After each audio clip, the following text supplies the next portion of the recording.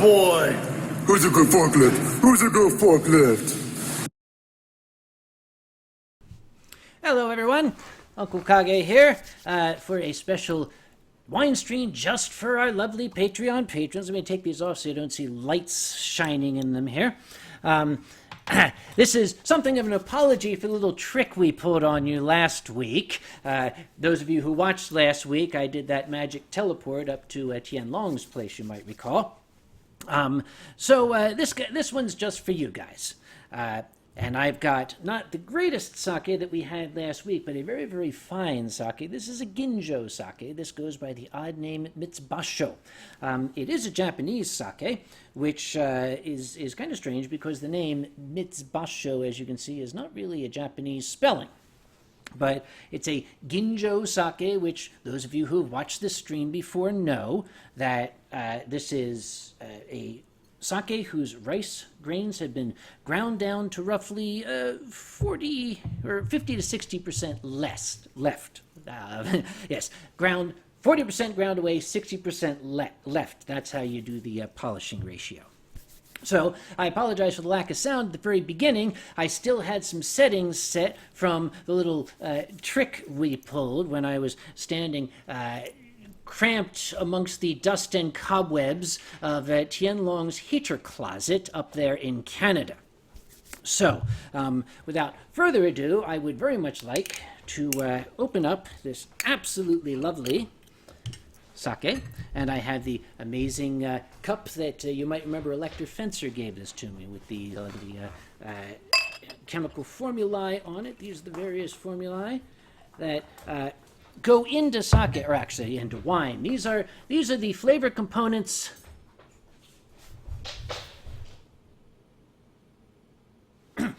These are the flavor components that you find in most wines.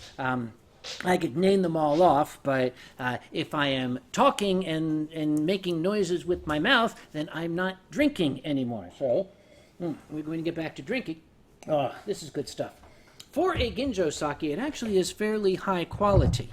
I'm going to show you the label again so you can see that this is a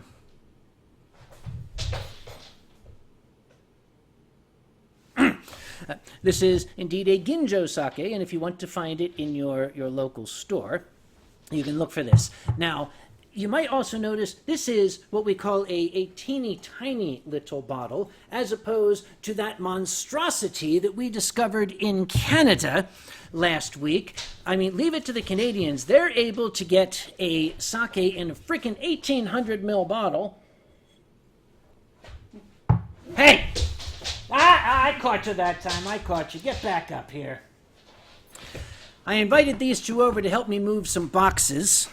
That's Scout right behind me and Siku on the other side up here. They're very, very strong dogs. You can tell Siku's got his working dog vest thing on here. Yeah, so you guys are still here. I thought you went home. Apparently you did not. Well, Siku, would you like some sake? You gonna sniff that? Yeah. Well, all right, I can pour a little bit for you. Just a little bit, because remember, a glass of sake, a single glass of sake for a human, that's 7 glasses in dog's glasses. So we've got to handle this very, very, very carefully. Let's see. I imagine Scout would like some too. Are you guys going to pick your colors, or are you going to fight over them here? All right. So, there's one for Siku, one for Scout. Now, incidentally, these guys are going to need the sake, because before we watch the stream, I showed them a neat little movie that I have in my collection. If you've not seen this movie, I absolutely do not recommend it. It's called Executive Koala. You can tell just by looking at the package here exactly what this movie is about. As you can see, it's Japanese. What do you expect? Then don't drink that too fast, because I only have 6 bottles of this.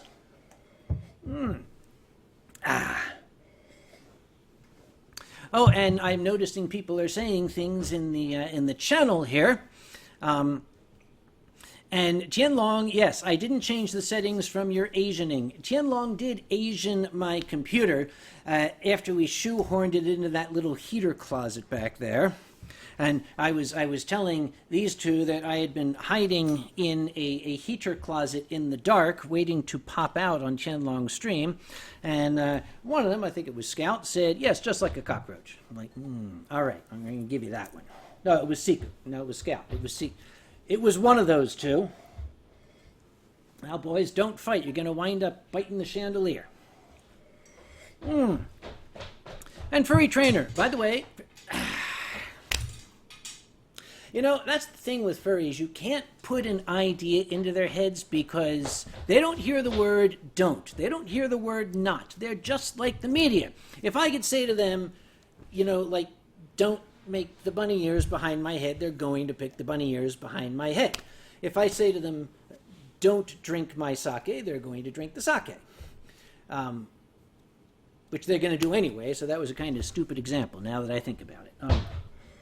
And Tianlong is saying, I see fluffy, oversized plushies. It must be Anthrocon already.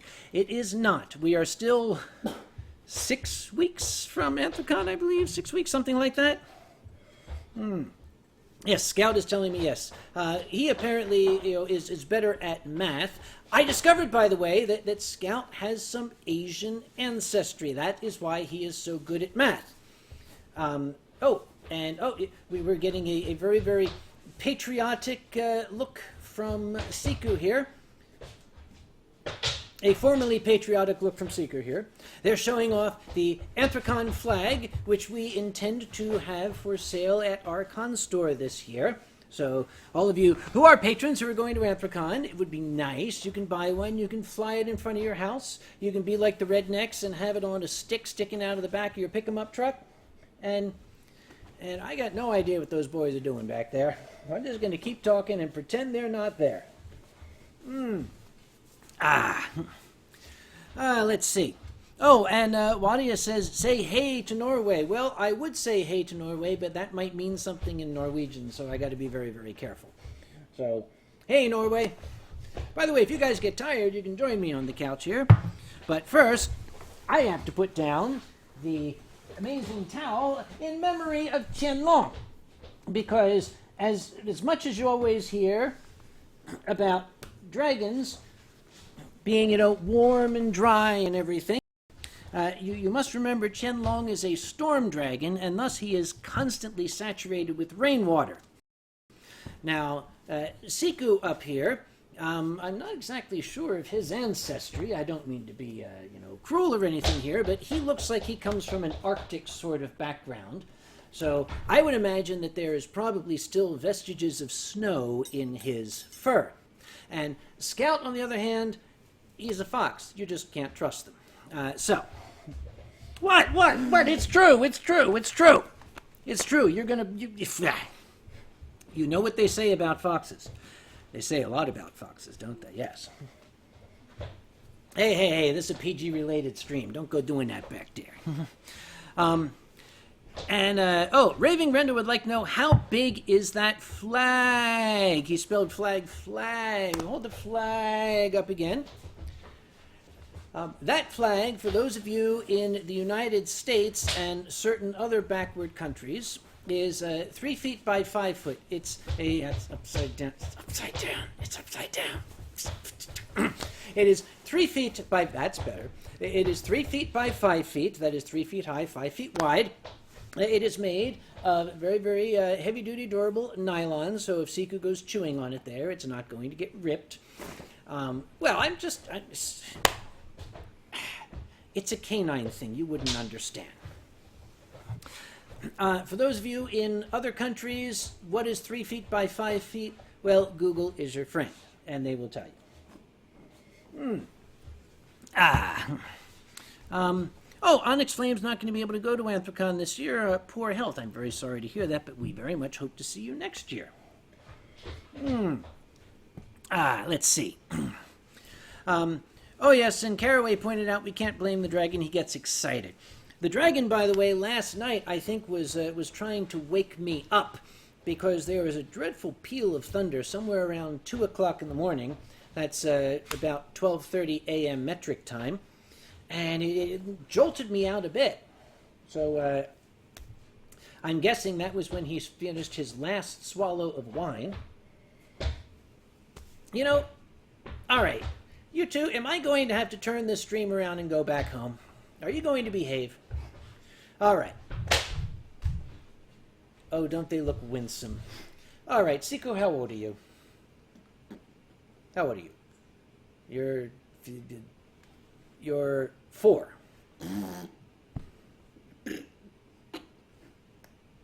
Yes, in human years, that's 4. Oh, apparently the comments I made about foxes are getting some negative reviews on the stream here, so there's some people on your side. Let's see. Onyx Flame, for example, is half fox. Top half or bottom half? That's a little human joke there for, well... Oh! Tianlong attempted to upset me earlier. He said that they had sold all of those giant beastly-sized bottles of sake. Apparently, though, he has just corrected himself. They still have 2 more. I should very much expect that they don't have any more, if you know what I'm saying. Oh, so what else are people saying down here? Again, I'm sorry I'm looking down here all the time. This is where your words are. Siku, can you see what they're saying down there? With your amazing eyesight? Oh no, dogs, they have amazing sense of smell. Okay, smell what they're saying. What are they saying here? And, Qianlong was trying to get me out of bed to tell me about the bottle, so that's what it was. You wake me up with the giant peal of thunder. Okay. I hear claws on my nice wood floor back there. That reminds me of a story. Hear that? You hear that back there? Uh-huh. What is this? What is this for? What? You want to wash my mouth out with it? Is that what you're saying? Oh, you're saying that I need a shower. When a fursuiter tells you need a shower, that's a serious undertaking. All right, I'll tell you what. Oh, wait. This is because of all the garlic I put onto my noodle bowl today. Yeah, we went to a Mongolian barbecue where they have these wonderful bowls where you put stuff in, and they've got the stuff that says garlic oil. Well, I fished down to the bottom of the garlic oil, and it's all garlic. So I had half a bowl of garlic with noodles, and I think Siku is trying to tell me something now, in his own inimitable fashion. Well, I guess coming from a fursuiter, this means that I can dish it out, but can't take it. See what I did there? Because it's dish. Ow! It's okay. All right. I give up. Okay, I take it back. I'll give you more sake if you behave. That doesn't look like behaving. That's getting his glass. What?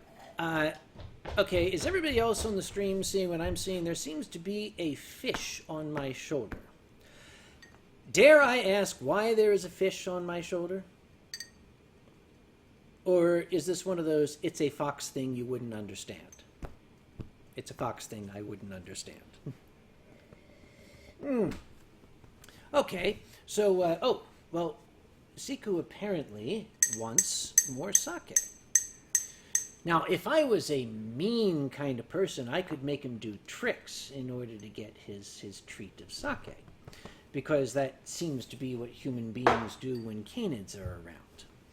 Siku, do you know any tricks? What tricks do you know? Okay, how about I just give you some sake without doing any tricks? Oh, no, you want to do the tricks anyway. I'll give you extra sake.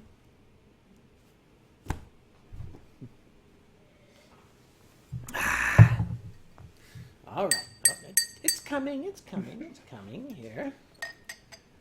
Now I'll just get. Oh, well, that's a bit of a problem.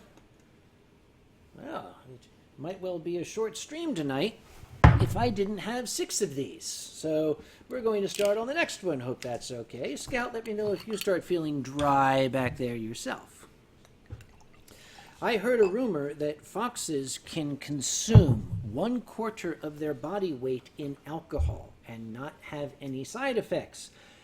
Maybe later on we can put that to the test. Gummy Bjorn says, gargle it. No, this is good shit. I'm not going to gargle this. This is good shit. Yes, Gummy Bjorn, you get a fish. There. That's for telling me to gargle this. Oh, and Bossasaur says, my dog, Balto, turned 4 yesterday. Please tell him happy birthday. He is watching. Now, where else in the world could you find an otherwise respectable middle-aged scientist drinking on camera and telling somebody's dog happy birthday? Welcome to the wine stream, ladies and gentlemen. Happy birthday, Balto. I'm glad that you're watching.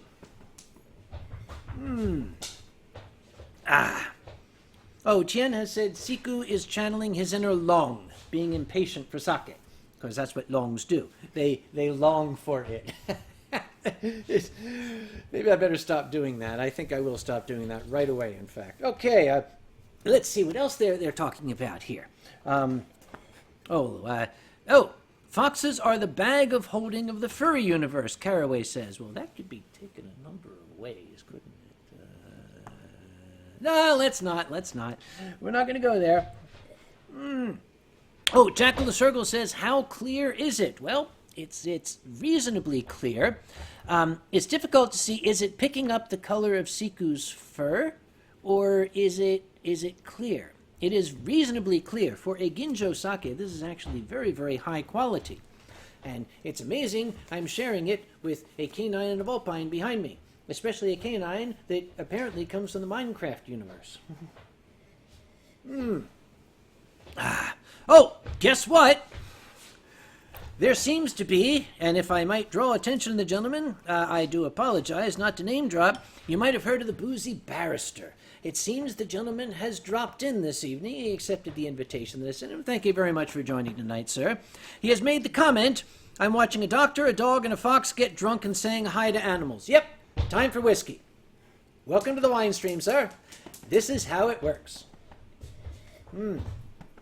I do have a question, though, as this is a gentleman who is himself a middle-aged professional in a highly respected, for most people, field.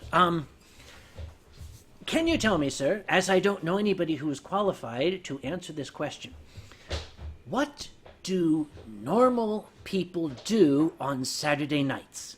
I'm very, very curious. Drop me an email, let me know.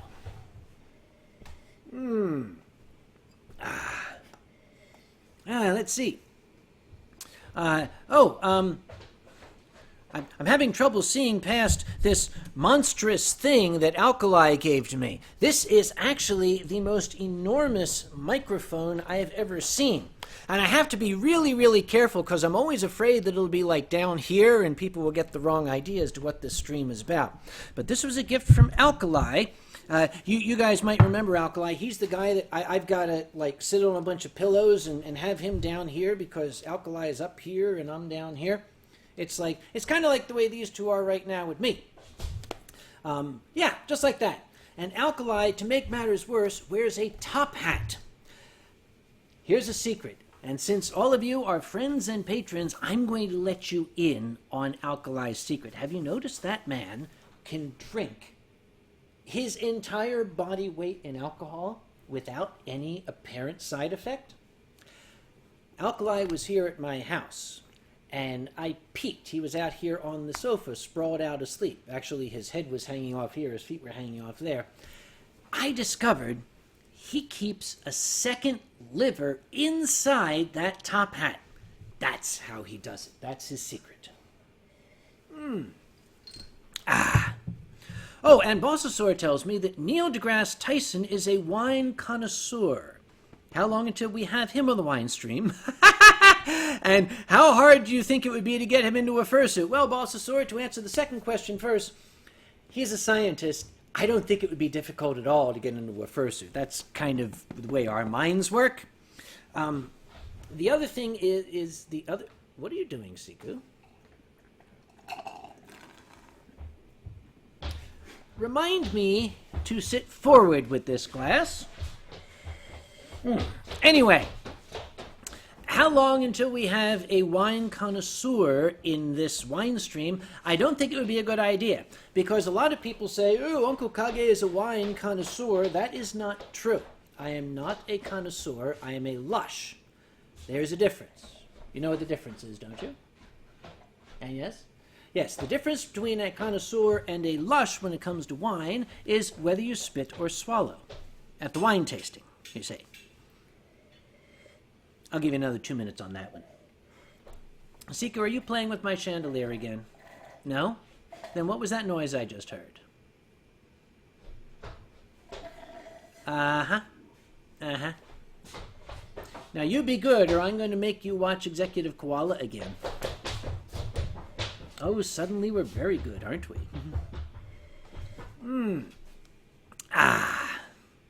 Let's see. Yes, people say, Gummibjorn says to Mr. Barrister, welcome to the weird world of the stream. Well, the gentleman has already been exposed to furry fandom, and I use that term exposed in a very, very broad sense. I do apologize for anything you may have seen. Let's just leave it at for anything you may have seen. Cheers to you, sir. Anyway, more people are saying all sorts of things in my stream here, and the funny part is that there's like the tick tick tick tick of little claws on my floor. Isn't it cute? Ordinarily, I've got 100 people in stream, and the chat's going like that. But with only guests and while they're gone, I'm going to do this. Guests and patrons in here, it's going relatively slowly, so I'm going to have more time to drink and to guard my sake. And, they promised they were going to sit quietly behind me throughout the entire stream. And I took them at their word. Now, Siku, they can only see your ears. They see your ears and your paw pads. For both of those, there's a drop down on Fur Affinity. Onyx Flame 123 has Riesling. That's lovely, Onyx Flame. I'm hoping it is Riesling either from the Mosel Valley of Germany or the Columbia Valley of Washington. That's where the best Rieslings in the world, in my humble opinion, are made. And I hope it's no older than 3 years, because after 3 years, we start to see what we call secondary fermentation in the wine. And as that secondary fermentation progresses, the wine will take on an off flavor that is referred to among wine professionals as piss. And that's what it tastes like. And if you want to know how I know that, there's a drop down on Fur Affinity for that too. I just noticed there was a notation from Tianlong. He was asking, are you saying we need standards? I don't like having standards on my stream. Well, Tien, I was on your stream just last week, so what exactly are you saying? Have you ever get the impression that there are two animals behind you plotting evil, and every time you turn around, they start looking cute and winsome and everything, but as soon as you turn your back, you know that what's going through their little animal minds are some of the most horrific fates that could befall a human being? Oh, Wadius was looking forward to buying Uncle Kage a bottle of wine at your reference. Well, Wadius, I highly, highly encourage you to do that self-same thing, because that is very cool. Apparently you have to buy one for Scout 2, as I am interpreting my fursuit ease. Whereas I think Siku might already be cut off. He's only had a glass, but, you don't, by any chance, Siku, have any... Now, this is a question born of ignorance, and I absolutely do not mean any insult by it. Do you have any feline in your heritage? Was that a yes or a no? Apparently he does, because it is well known that felines are not capable of handling their alcohol. that is why I was kind of wondering, because as a canine, and ostensibly wolf, but with apparently husky overtones, hard to tell, I would think that Nitsiku should be able to down at least a bottle of this wine before he started chewing on his pickaxe there.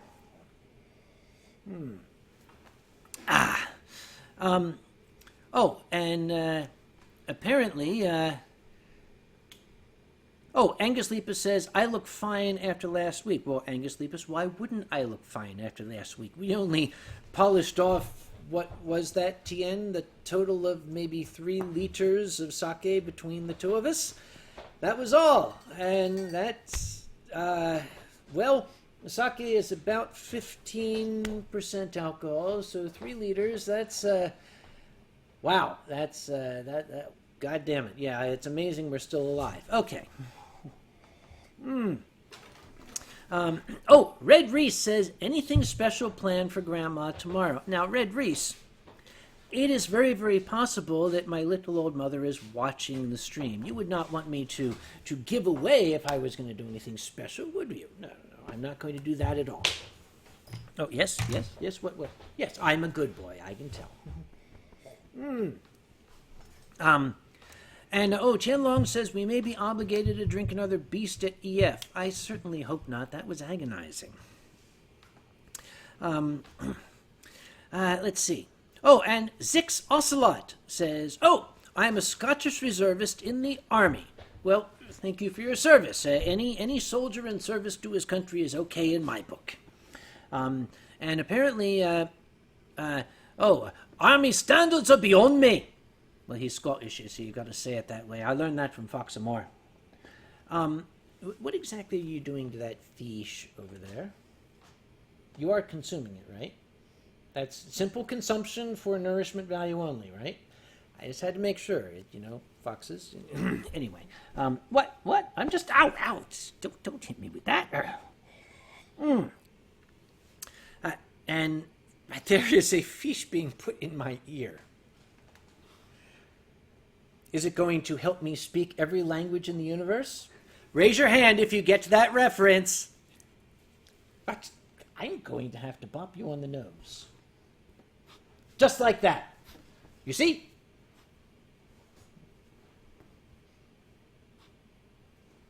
It was just actually, we need to do that again. Yes, bop him on the nose again. Because looking at only this portion here, I can say, that's my doggy White Fang. Raise your hand if you get that reference.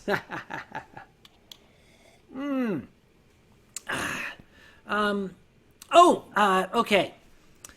Onyx Flame would like an update on the Mr. O situation. Oh, dear me. Well, since it is a patrons-only stream, and for friends, maybe I should give a quick recap on the story of Mr. O. We have some new folk here, so I will give you a brief rundown. I'm going to take a piece of fur off of the camera. I don't know which of you it came from. That's yours, is it? Okay, put it back. I'll give you the abridged version. You'll get the full version at Uncle Kage's Story Hour. But Mr. O was a gentleman that attempted to, as I start out the story hour, can you imagine someone trying to dick with Anthracon and dick with Uncle Kage in the same breath? Well, this gentleman did. We purchased a very, very expensive point-of-sale system from him. He failed to deliver and then didn't want to give us our money back. So we had to go through the court system. This, by the way, Mr. Barrister, is why I was hoping to go to my story hour, because I think you might find the full story entertaining. But I shall skip to the chase, as it were.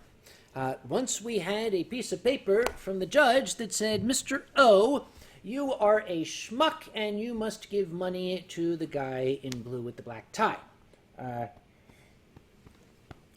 Well, he didn't do that. So since he was not willing to do that, I had to contact a lawyer. Now, I did not know Mr. Badger at the time, so I had to contact a generic, run-of-the-mill, sober lawyer. And I contacted SAME, and yes, I know, it's a dreadful thing, isn't it? The lawyer said, okay, there's a few things that we can do. And we're talking the tune of over $8,000 here that this man owed me. The lawyer said, well, we could put a lien on his house. Incidentally, state of Utah, Mr. Barrister. We could put a lien on his house, and that way he won't be able to sell his house until he pays off the debt. I said, well, that could be 30, 40 years. I don't want to wait that long, no. So he said, well, we could have a follow-up hearing in which he'll have to explain to the judge why he hasn't paid you. Well, he didn't show up to the first hearing, so why should I expect him to come up to the next hearing? So the lawyer said, okay, our third option is we can get a writ of execution that will allow us to seize his personal property and sell it at sheriff's sale to pay off the debt. And I said, that's the one. And the lawyer said, but we have to find out what personal property he has. Those of you who remember the story, do you remember my description of his monstrous mansion and that gigantic travel trailer in the driveway? I told the lawyer, well, I think he owns a gigantic travel trailer. This lawyer was smart, though, and sober. He said, do you know that he owns it? Is it in his name? And I said, I don't know. How do we find that out? And the lawyer said, well, that's why you hired me. I shall contact some folks I know at the Department of Motor Vehicles, and we will discover what Mr. O owns. So we shall fast forward a couple of days, and I got a call from the lawyer, and he said, you guys know this story? You might want to hold on to your noses. Yeah. Not in your nose, on. That's my nose. The lawyer said, okay, Mr. O does not own that travel trailer that you saw in his driveway. And I said, oh. The lawyer said, I do, however, have a list of vehicles he does own. And I said, oh? As in Doug O. The lawyer said, Mr. O is the owner of record of a Jeep, that's boring, a Kawasaki motorcycle, meh, yeah. He owns a Ford Escalade, that giant SUV I saw him driving in. Okay, we're getting warmer. He owns a Porsche. We're getting really warm. And he owns a Lamborghini. I said, that's the one. And I was drooling a bit. I said, Mr. Lawyer, sir, do I get to pick which vehicle we're going to go after? And the lawyer said, no. I said, aw. And he said, we're going to go after all of them. I said, I'm starting to like you.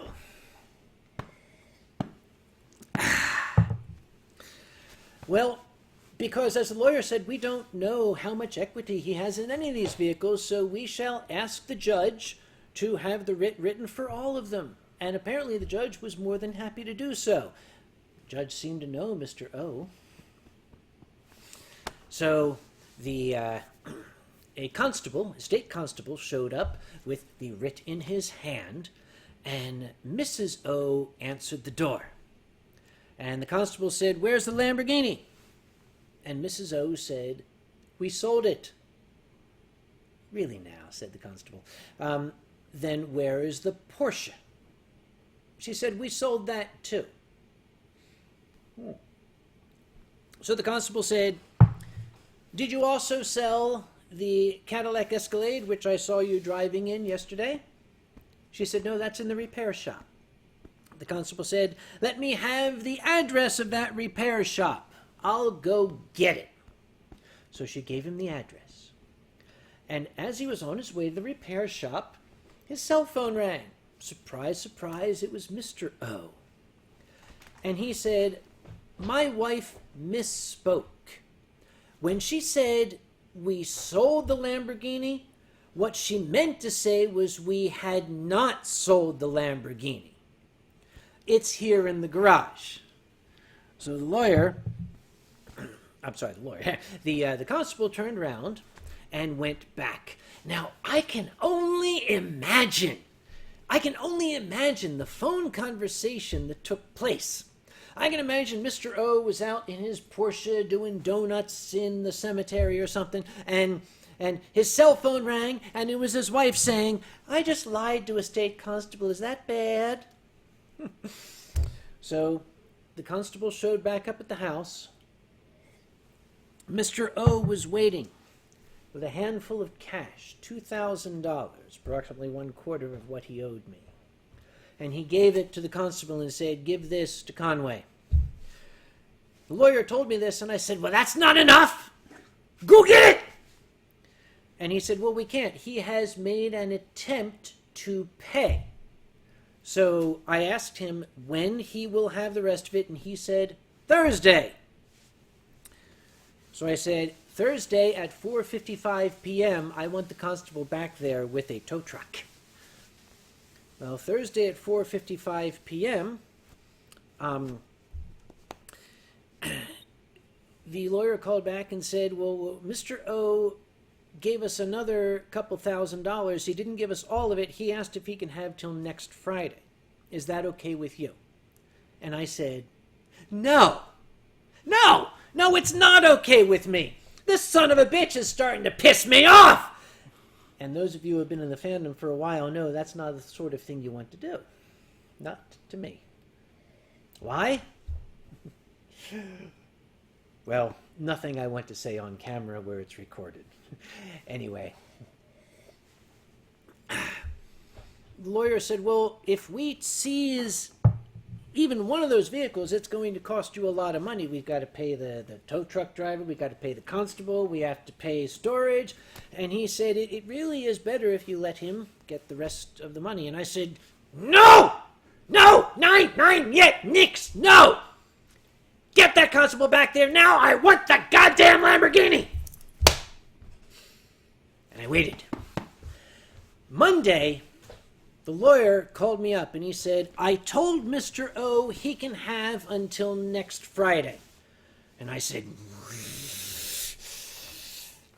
you betrayed me! I told you that I wanted that thing. I don't care how much it cost. I told you I wanted it. But this man shut me down, and this is why lawyers are dicks, present company excluded. The lawyer said, and I quote, Mr. Conway, am I representing Anthrocon or am I representing you? And I said, you...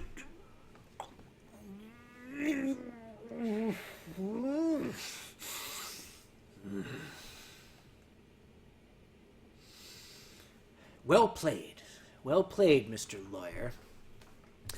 Well, the bottom line is that Mr. O was able to scrape together the rest of the money, and it was sent to me, and the debt was paid in full. And that typically would be the end of the story. But, well, I had to shell out over $1,000 in legal fees to collect that money.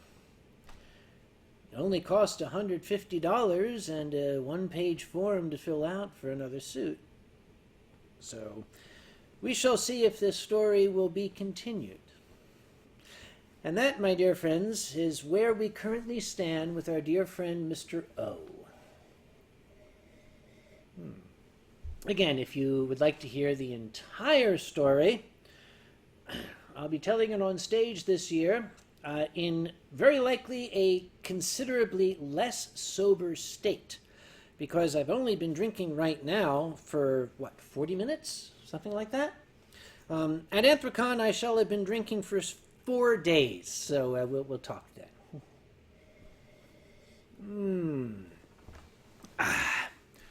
Oh, and it's going up the list here. People are saying things. Oh, and Boozy Barrister says, I like this guy, my type of client. Well, thank you very, very kindly.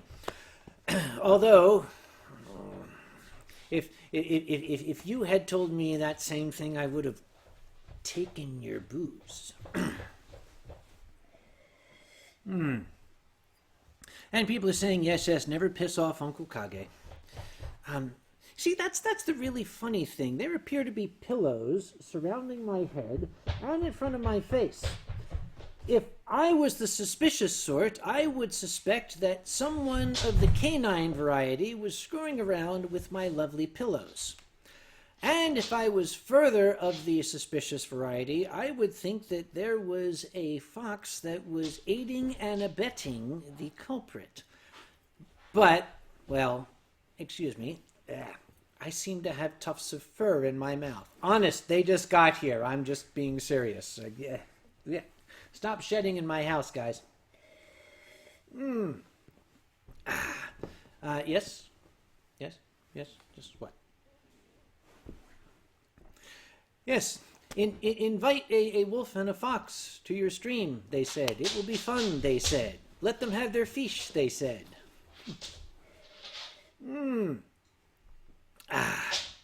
So what's going on in the stream as we're going on here? Qian Long is going to be back shortly. By the way, here's a secret. It's a secret. Actually, it's not so big a secret, I'm going to tell you all. Qian Long is going to Eurofurence this year. For those of you who have not been to Eurofurence, you've heard me say it before. I'm going to say it again. Eurofurence is held in Berlin. It is. Take it from the guy who runs currently the biggest furry fandom in the world. Eurofurence is the best. It is amazing. These guys pour their heart and soul into that con. And the reason is it's run by Germans. And the Germans simply do not do anything halfway. Just ask Poland about that. I can say that. There's none here. Except for the guy who's saying, Herzlich Gruß aus Bayern. Oh, great. I love when that happens. Hello, BT Werewolf. I didn't see you come in. We're just talking about... Anyway, I will say one thing about Eurofurence. Okay, nothing is perfect. Nothing in the world is perfect. Eurofurence is run by Germans, and nothing starts on time.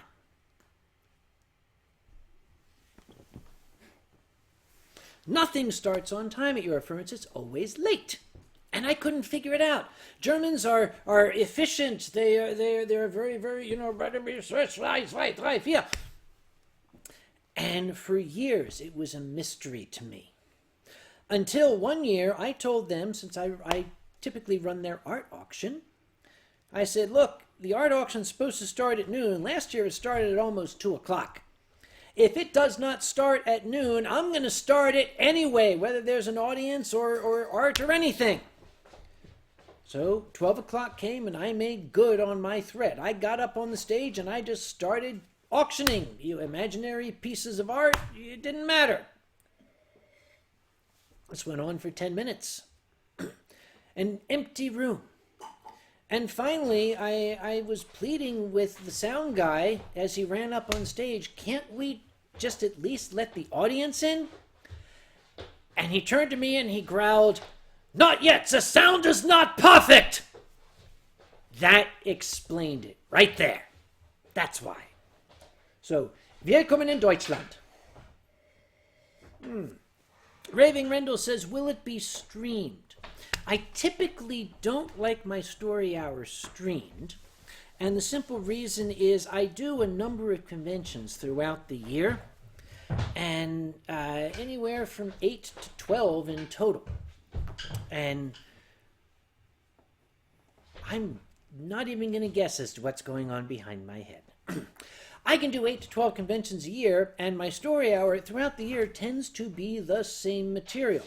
Because, for God's sake, what do you expect to happen to me in the course of 2 or 3 months to have an entirely new material for the next convention? So, if someone's going to see the same story hour in November as they would see in January, Well, you see, if I had it streamed, everybody would see it and nobody would go to the story hour and I'd be in a big empty room getting drunk all by myself. And you are not supposed to drink alone, which is why I have to make sure that Siku gets cut off, because I think he just hit that maximum that feline portion of his heritage says he should have. I am very, very grateful that my homeowner's insurance is paid up. And I know a lawyer. Caraway is going to be at EF this year. If you do not know Caraway, you must. He is a big white British bunny. The neat thing about Caraway is he is imaginary. He actually does not exist. So if you're going about the con and you see a big white British bunny that doesn't exist, that's Caraway. If he's buying me drinks, that's not Caraway. He's a cheapskate. Oh, hello, Furry Trainer is here. I love Furry Trainer. Hello, Furry Trainer likes to bring me Dr. Lawson. You don't have to, dear. I'm glad that you do, but you don't have to. Don't feel obliged. Oh, Gummibjorn. Oh dear, Gummibjorn just sent Tianlong a donation to purchase the Beast to bring to Eurofurnace. Tianlong, you'd better let me bring it in the yellow case. You know, the yellow case. It's designed to carry booze. And Six Ocelot is saying, I'd love to go, but I'm going to Furrydelphia instead. That's okay, Six. You don't have to apologize or anything. Furrydelphia, I'm sure, is going to be a lovely time. Pardon me. Boy, this is good shit, ain't it? Furrydelphia is going to be held in New York. No, I made that up. It's going to be held in Philadelphia. At the hotel, which was the overflow hotel for Anthrocon in our days at the Adams Mark. So you're going to be within spitting distance of the Target store, which was built when they tore down the Adams Mark. So do me a favor, spit on it. Let's see. Oh, and okay, Gummibjorn. Gummibjorn is a darling friend because he tends to remind me of little things that I forgot, including little things that I want to forget. This past year at Eurofurnace, I had been doing their art auction for 15 years. And for 15 years, the art auction never started on time. It was never less than an hour late. So I was up in my hotel room. The auction was to start at noon. And it was 11:55, and I said, well, I'm gonna pour one more glass of wine. At 11:57, I went out and I got in the elevator, the lift, as they say, and I wrote it down.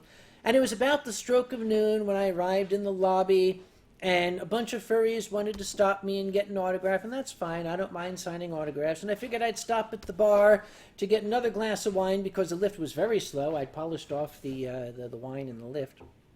It was about 12:07 when I showed up at the auction, and I was met by a frantic security guard saying, "Where have you been?"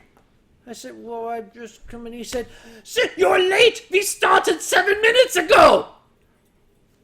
For the first goddamn time in history, they started the auction on time. For the first goddamn time, I was late, and they blamed me. Yeah. It's a good thing we kicked your asses 75 years ago. All right. Getting back to the world of reality, shall we? Here. Can I see this fish, by the way?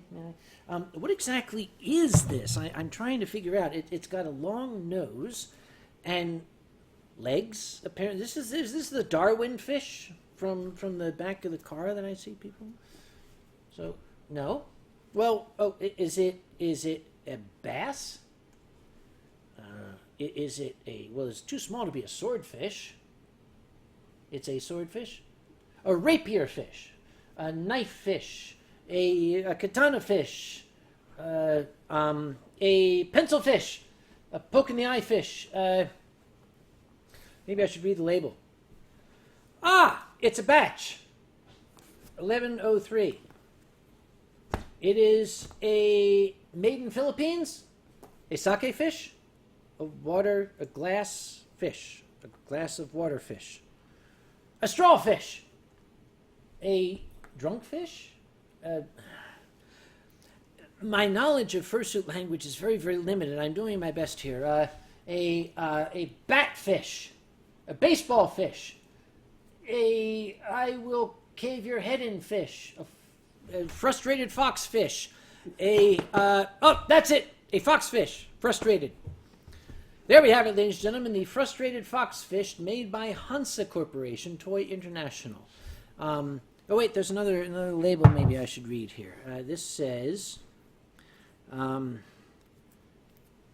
it says, new material only. Maybe I shouldn't hold it that way on camera, actually. Okay. I have a better idea. Maybe I should pour you some more booze. Shall I? Oh, your straw is over there. You dropped it. If you need more booze, you have to go get your straw. Oh, well, hell. Well, that's no good. Siku, fetch. Good boy. Psst, hey. Psst, hey. Fish lover. This is for you. There you go. Siku is a very, very well-trained canine, ostensibly wolf with apparently some domestic dog in his heritage, and as we've seen, I estimate about 25% cat because of his inability to hold the... yes. Now I'm catching up on what people are saying here.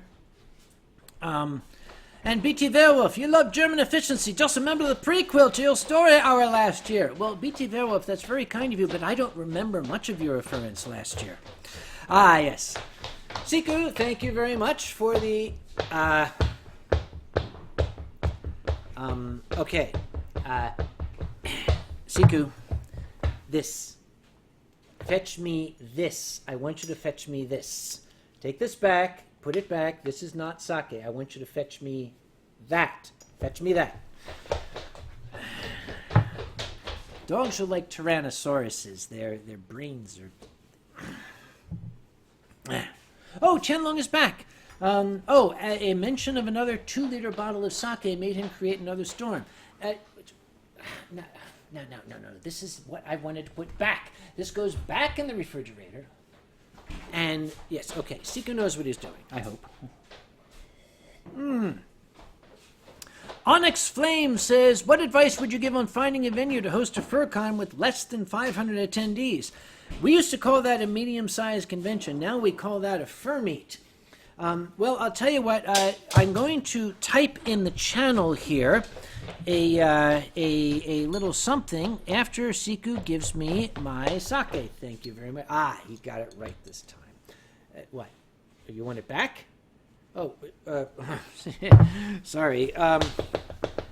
I left my wallet in the other room, so that wasn't in it.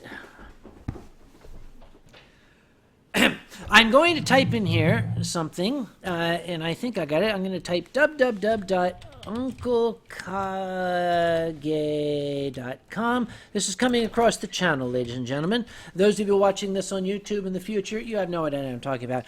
www.unclekage.com, chairman-rules.html. unclekage.com/chairman-rules.html. It is a long list of just about every mistake I have ever made and how to avoid it. That's the first place you should start. Siku's back. Oh dear. All right, give me... What? Whoa, hey, whoa, no, get back here. Get down. At least he left me with my Visa card. All right. I'll set that there. Anyway, this is good shit, by the way. By the way, if you see my...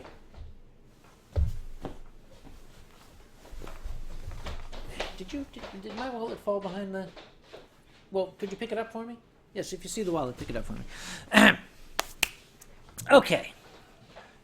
Yeah, no, that's a fiche. I wanted the wallet. The wallet is the little foldy thing with the money and the credit cards in it. It should be back there. This is a fiche. Siku, if you find the wallet, could you just put it back up there? No, that's a oh, for God's sake. I need to learn to speak fursuit, because then maybe I could... See, I tried to get Bick, he is our sign language, one of our sign language interpreters at Anthrocon, to teach me fursuit language, which is very, very similar to American Sign Language. I'm a very, very poor student. I only learned a couple of things. And I probably can't repeat them here because it was at the party afterward that I learned these. Okay. Angus Lepus. Okay. Tianlong, stay in your seat, grip the armrest, inner peace. Angus Lepus is drinking Gekikan Black and Gold. It is a decent sake. It's an American sake, and it's not horrible. It will get the job done. Tianlong and Gekikan don't quite get along the way that perhaps they should. Oh, Silver Gautamon said the link doesn't work. Did I mess the link up? I'm going to scroll back. What the heck did I type? Blah, blah, blah, blah.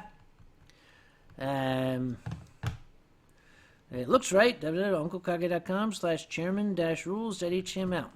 Well, if it doesn't work, ask an Asian. They'll figure it out. Let's see. Oh, Tianlong says, broken link, stop doing Asian things without having me there. All right. I'll tell you what. Send me an email, and I will figure out. It could just be my typing. For some reason, I'm having difficulty seeing right now. Considering, well... we haven't gone through that many bottles, and I've had some assistance with these bottles. Oh, incidentally, the next wine stream, actually, we are going to be trying something a little bit different. Tianlong is not going to be able to make it in the next wine stream, which will be the beginning of June, but... true to form, he's going to be sending along a Chinese knockoff of himself. So at the next stream, it's going to be kind of Tianrong, if you know what I mean. And Boozy Barrister is breaking out the champagne and the fancy glasses. Well, I feel honored. Aren't you gentlemen honored? Yes, pinkies up, pinkies up. There we are, yes. Shake it. He's got all the fingers up. Yes, yes. Let's see. And Gumi Bjorn says, Jinlong is Tianlong's older brother. He is very, very ill right now. The poor fellow has developed a fever, which is very, very odd because I didn't think you can get a fever in a tropical country. His internal body temperature is approaching the body temperature of the outside world. And okay, I have to. Okay, there we go. There's a sort of Bremerton minstrels thing going on here, and just for some reason this seems to work. Okay, we need the fiche on top of the fox. There we go. There we are. If you do not know the story of the Bremerton minstrels, ladies and gentlemen, well, here it is. Cheers. I'm going to duck out, and hopefully the whole thing will not collapse. There we are. Oh, and Wadia says skull, so we shall say skull. Now looking at what people are talking about here. Oh, and Gummibjorn is one of the most darling men. He is feeling badly. That Qinlong is feeling badly. We all hope that Qinlong is feeling back on top very, very shortly.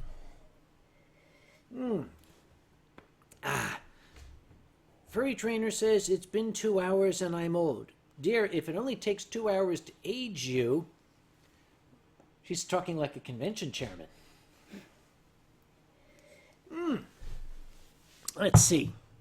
Onyx Flame has just asked a question. Here's a question. What is your most preferred meal to eat before alcohol consumption? That is a very, very good question. No, not foxes. Why would I want to eat foxes? No. Even though there's a drop down on Fur Affinity for that.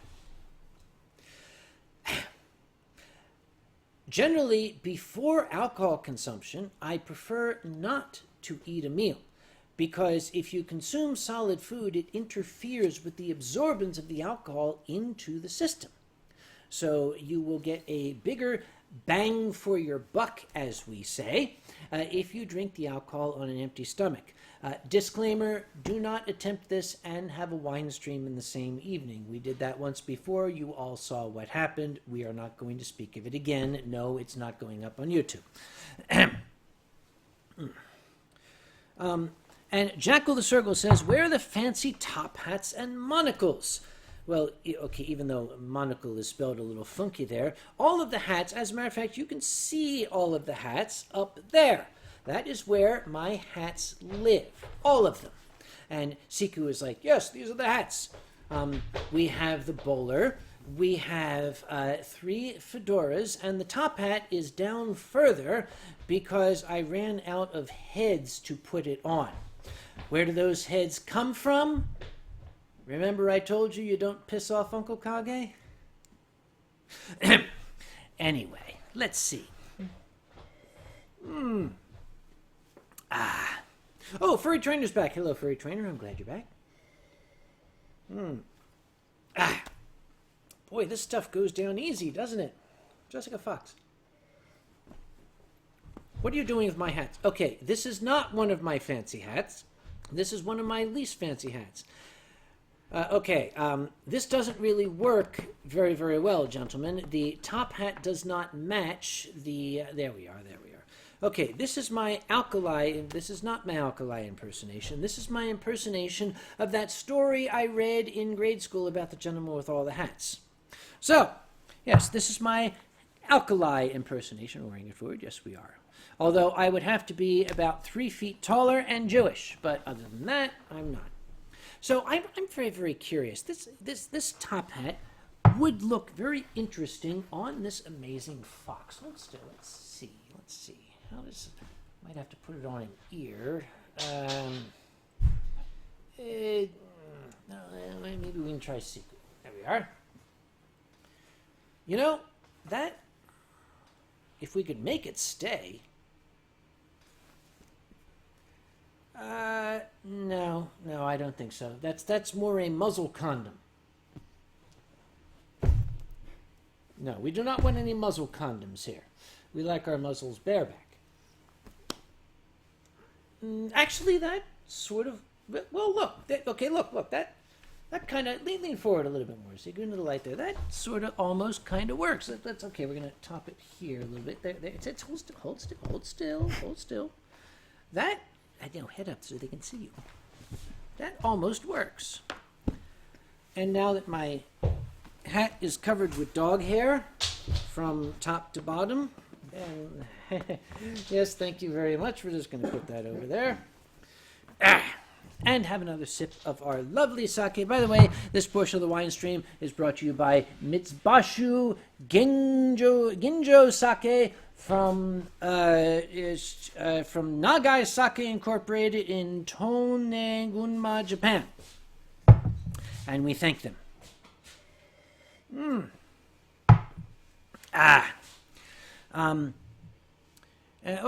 And Onyx Flame says, what's everyone's most preferred snack to eat during travel? Well, Onyx Flame, I am a very, very frequent traveler. No, it's not foxes. I am a very, very frequent traveler myself, specifically on United Airlines. The best snack to have is something very, very light, something that is primarily carbohydrate, not a lot of protein, because you will need the extra energy when the authorities come on to beat you up and drag you out of your seat. That extra energy, what have you got there, Siku? Siku apparently has gotten his hands on a lovely French baguette. Where did you find this? Oh, the fox brought it. This is an actual French baguette. Now, by the way, here's a trivia question. Here's a trivia question for both of you. Do you know why the French baguette, as we see here, do you know why the baguette is saltier in the center than it is at the ends? Do you know why? The baguette is saltier at the center than it is at the ends because the French tend to carry it under their arms after they go shopping. There you are. Have a bite there. Bon appetit. If you beat somebody with a baguette on my wine stream, I'm going to say there's a drop down on Fur Affinity for the.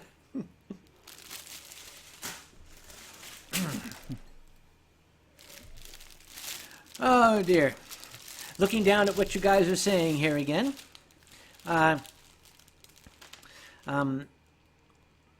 and Caraway, are you going to host another open mic at EF? Well, Caraway, that's an excellent question. EF has not yet sent me a request to do anything this year. If you would like me to, you can send an email to them and say, I would like Uncle Kage to host an open mic. Because EF is very, very cognizant of what their attendees want.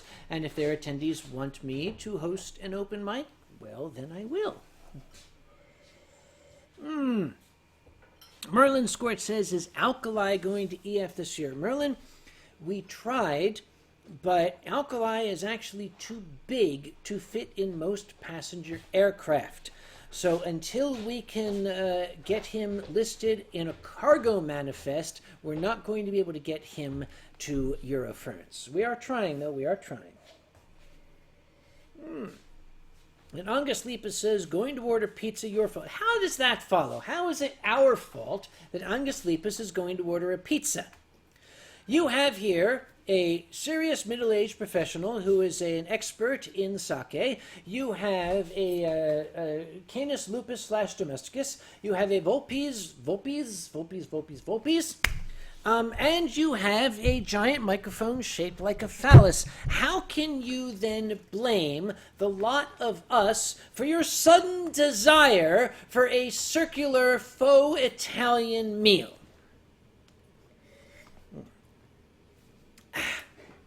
This is good shit. Or, as the Italians say, buona merda. Let's see. Oh, and Onyx Flame now would like to know what's everyone's most preferred chocolate. Oh, no. Canines should not eat chocolate, so there must be no chocolate for this one here. No, you will not get chocolate. Chocolate will make you hyper. Imagine what it would do to the fox if we gave him chocolate. He would start vibrating so fast you wouldn't be able to see him. He would be existing 4 seconds in the future. I'm getting quite a breeze on my head. You can't imagine.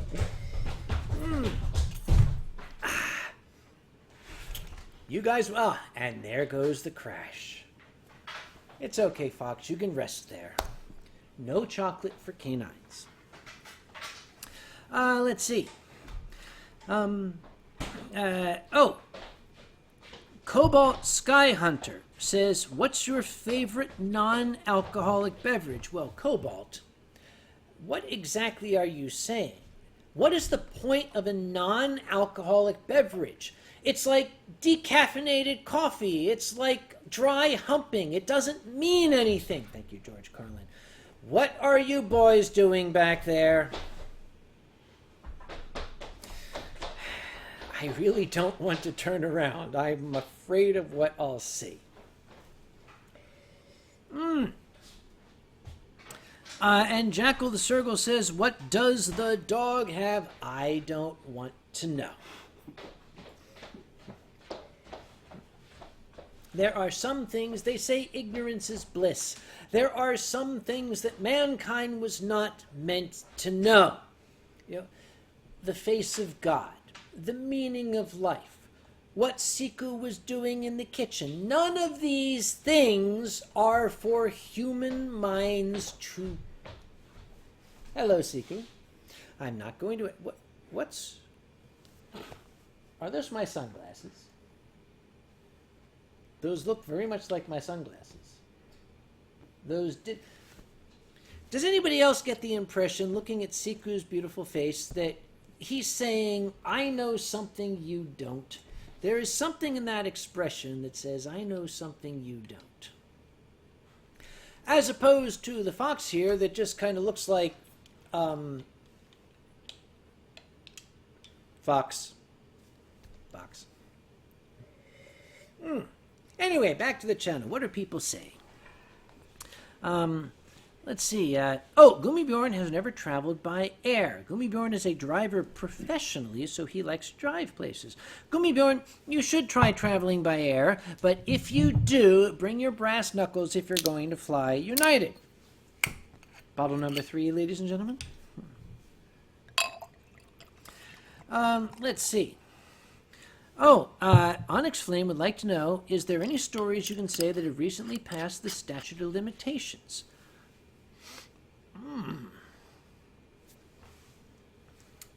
Are there? I'll take that as a no. I'll tell you what, at this point, the answer is going to be no, but if we go through more of these bottles of sake, the answer may change. Let's see, shall we?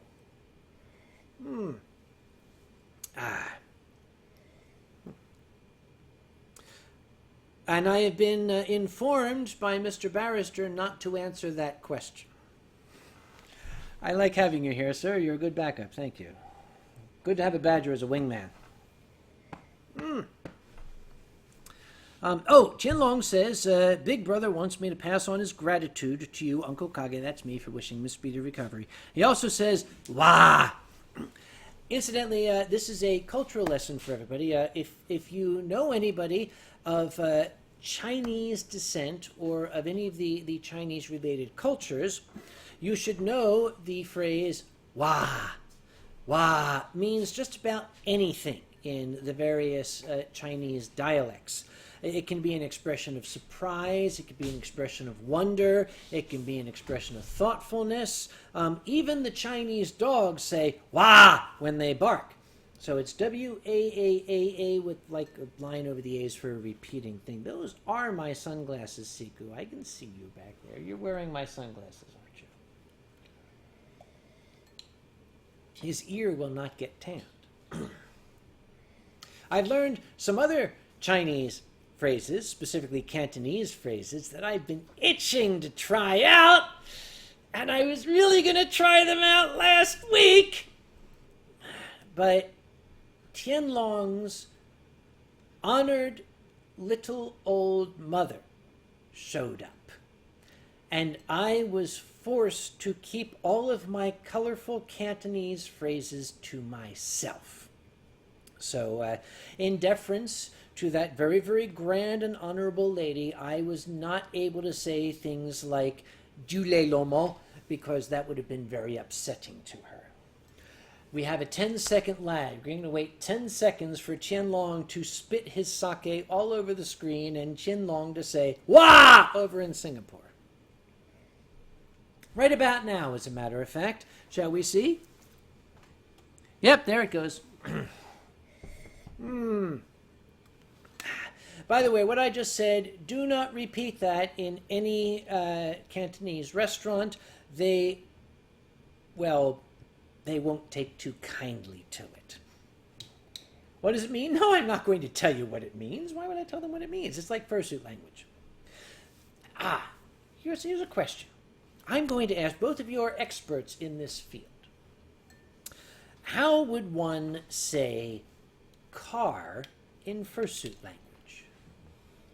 If I were to ask you to you want to express a car. That is car. You're not doing the monkey. Okay, that's car. Okay, that's car.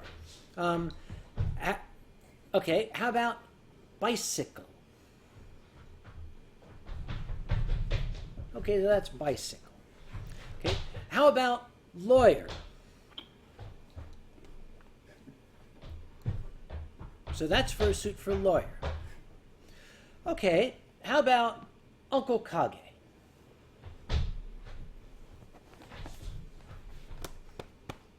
I should be deeply insulted by this if it wasn't true. One must call a fox a fox. So, is the fursuit fox language, is it a dialect? Is it any different from the wolf language? Or do you guys, are you able to understand each other, or are the dialects different? Sort of like French and Quebecois. Okay, well, let's try it this way. Since both of you are speaking fursuit language but different dialects, we have the lupine dialect, we have the vulpine dialect. What is fursuit for pancake syrup?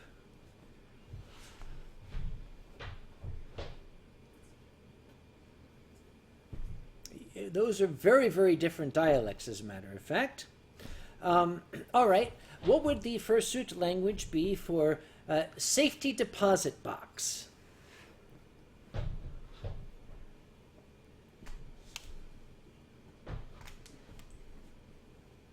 Notice that the wolf views safety deposit box as having something to do with putting things into a fox's mouth.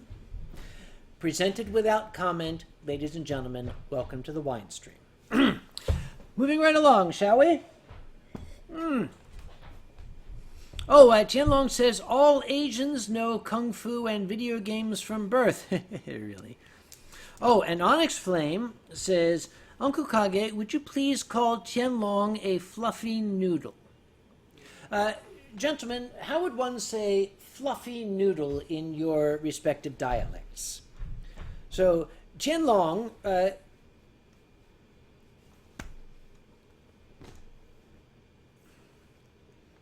who said wine streams are not educational?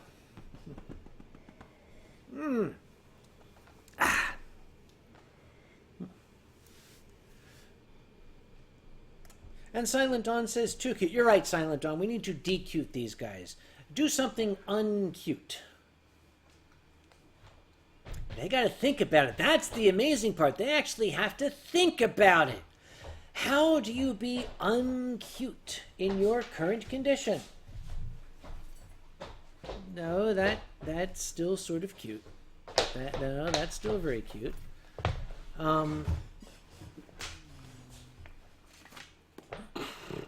Siku is apparently going through my old wine stream drawings. No, I'm sorry, it's still rather cute.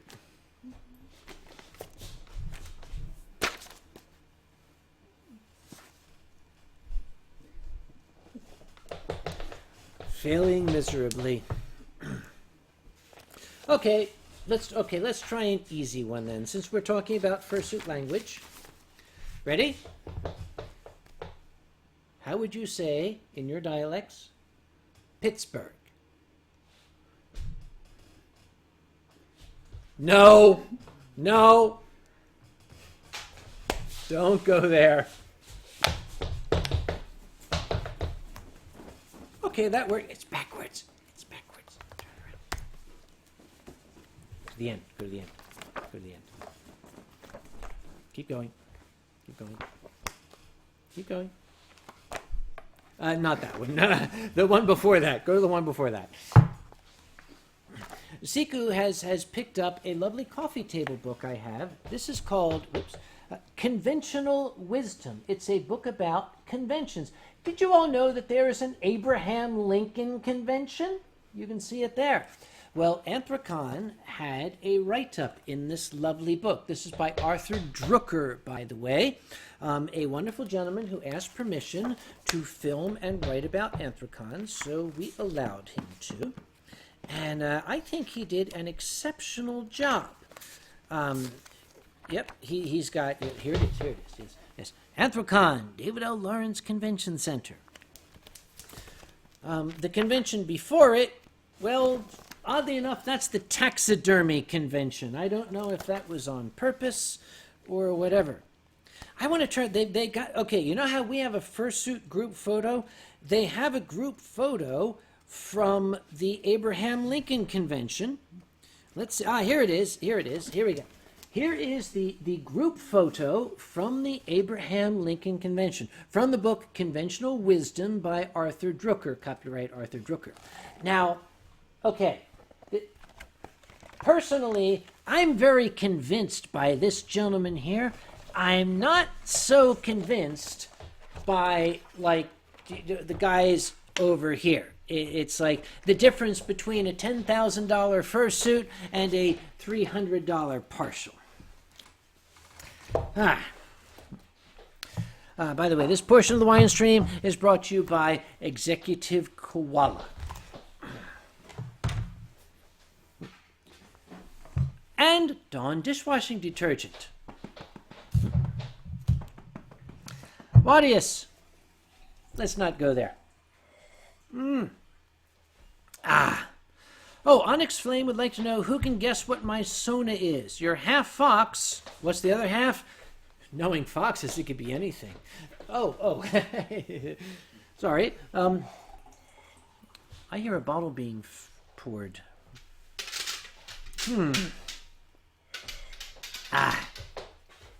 What else is going on here?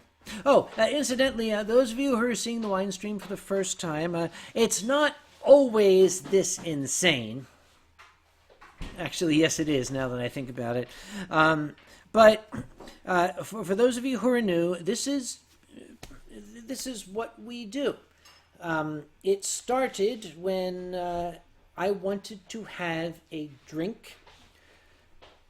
Yes, I wanted to have a drink, but it is folly to drink alone. That way lies madness. You should not drink alone, ladies and gentlemen. But then I thought, if there's a bunch of people watching me on a webcam, I'm not actually alone. And that's how the wine stream was born.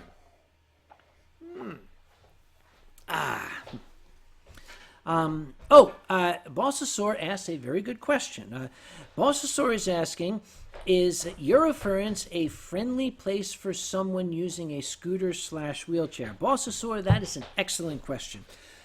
Eurofurence is very, very accessible. It is very, very friendly to people who are using a scooter/wheelchair, and I will explain.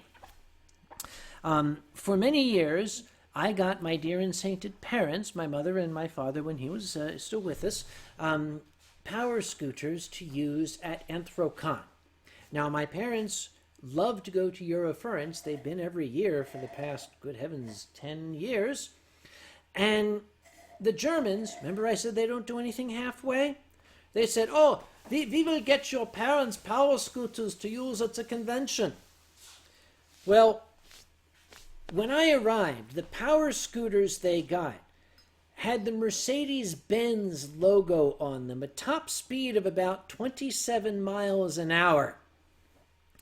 You know, rubber tires with knobs on them, 4-speed transmission. My little old mom, who I don't need to tell folks on this wine stream, used to enjoy speed. When she got on the scooter, she got this look in her eye. And I said, all right, I'll give you one. She hit the throttle on the thing, left 4 feet of rubber on the sidewalk, did a wheelie, and just peeled off with it.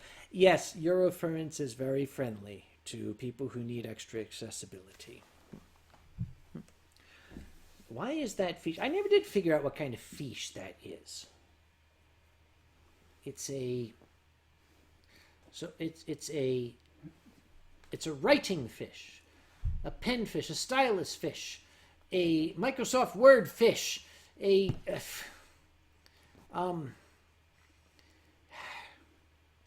Oh, okay, Siku, in your fursuit dialect, What kind of fish is this?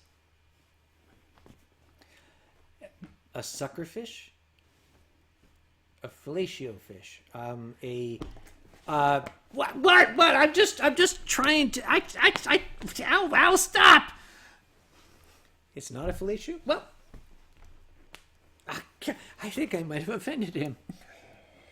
Oh, my little old mom is here, and she has corrected me. It was 2 feet of rubber on the sidewalk, not 4. I'm terribly sorry, dear. Say hi to my mom, guys, and behave. She's watching.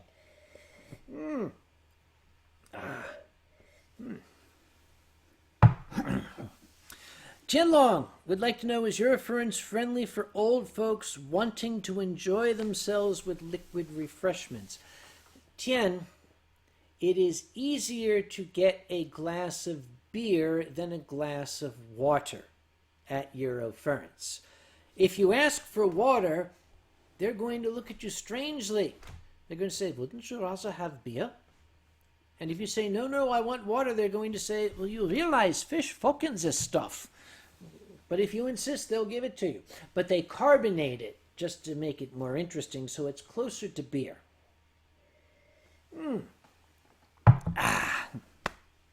Oh, my mom tuned in late. Mom, you remember these guys? We got Scout and we got Siku here. You might have seen them at the picnic downtown. They show up there periodically. Oh, and there's a request to explain the Anthrocon registration drinking game. Well, okay, we could do that. I don't know if either one of you guys would cause a drink. The Anthrocon registration drinking game is built on badge names, because I print the badges here, not badgers, badges here. And please, no stinking badges. The joke's been made years ago. When we are printing up badges here, we tend to go through them and look at the names. If the name contains a species, that is a drink.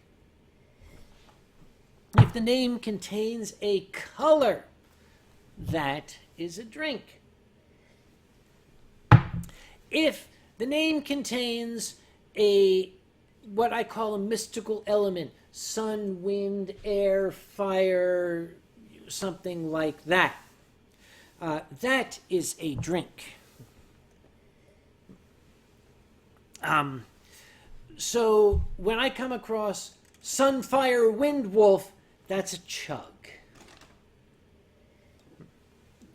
Now, Scout would be fine, but if he wanted to call himself Scout Fox, that would be a drink. Siku is fine because I think it's just Siku.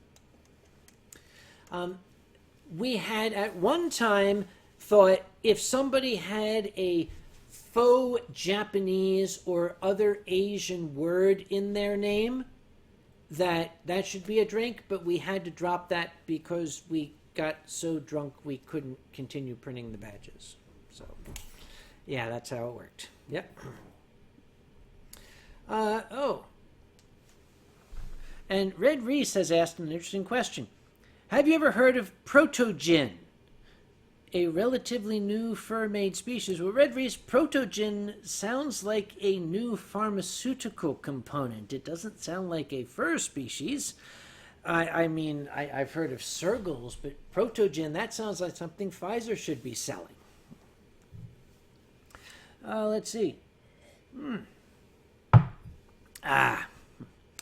Let's see. Oh, an Onyx Flame. Yes, Onyx Flame, you would be 2 drinks. Oh, Silver Gatomon.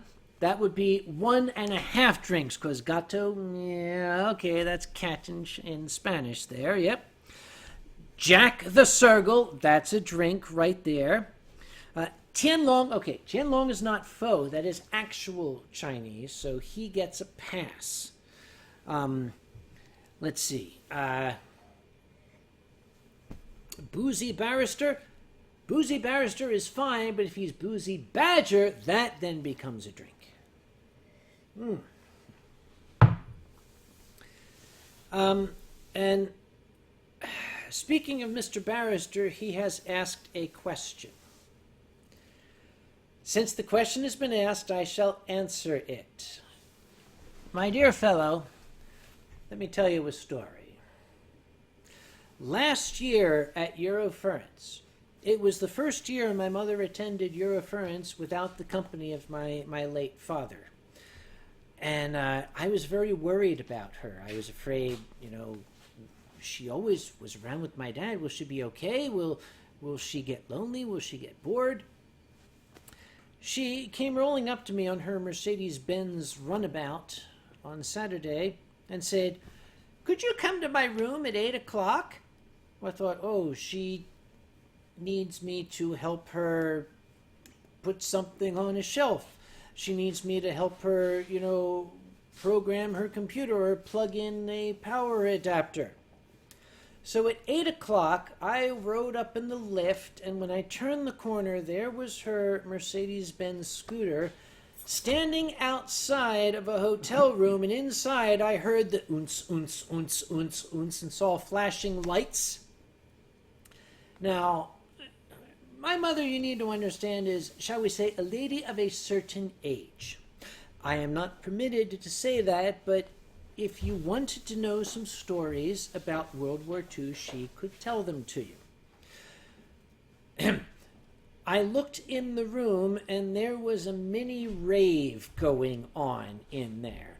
They had the oons, oons, they had the lights, and there's, alcohol flowing everywhere, and people sprawled out on pillows, and I'm not a party guy. I stayed for about half an hour. I said, "Mom, I got to go to bed." She said, "Why?" I said, "'Cause I'm an old man." So I started walking back, and the walls were vibrating outside. I started walking back, and out of the lift came two big German security men. Eins, zwei, eins, zwei, eins, zwei. They walked past me. They're heading there. I thought, oh boy, here it comes. I went to bed. The next morning, I saw my mom at breakfast. I said, Mom, I saw security heading to your room last night. And she said, "Oh, yes, they stayed about 2 hours." So yes, Mr. Barrister, my mother does have her own room party at Eurofurence. She is not permitted to have one at Anthracon because there's a certain propriety the chairman has to keep up, you understand.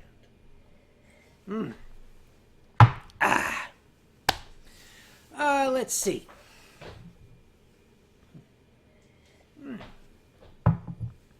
And my mother says, "Love you, Gumo Y. Bjorn." Mom, you're cut off, okay? B.T. Werewolf says, "Your mother was a perfect host at a party. It was something I will never forget. It's something I wish I could forget."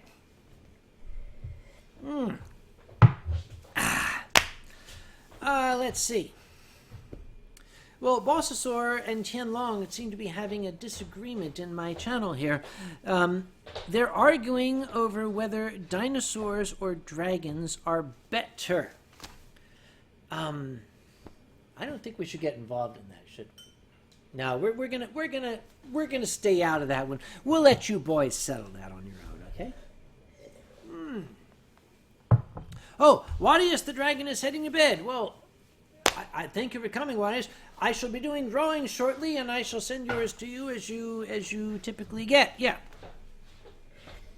Mom says, "I beg your pardon. We are not restricted as room activities." Yes, you are. I'm the chairman of the convention, lady, and you'll do as I say. And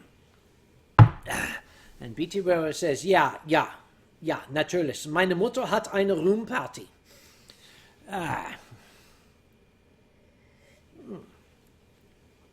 I should probably, very, very shortly, start doing drawings. I'm going to wait till this glass is empty. Now, for those of you who might not know what I'm talking about, one of the things I offer to patrons as a bribe for them to give me money to drink in front of them, it's a good racket if you can get it, believe me, is I draw pictures. Now, I am not an artist. As a matter of fact, I do not resemble in any way, shape, or form an artist. that is pretty much how I draw. I do not use a fiche, however. I still use a pen. And patrons who give me money at a certain level tell me what they want me to draw, and I completely ignore it, and I draw whatever the hell I want. So, again, once I'm finished this, we shall take care of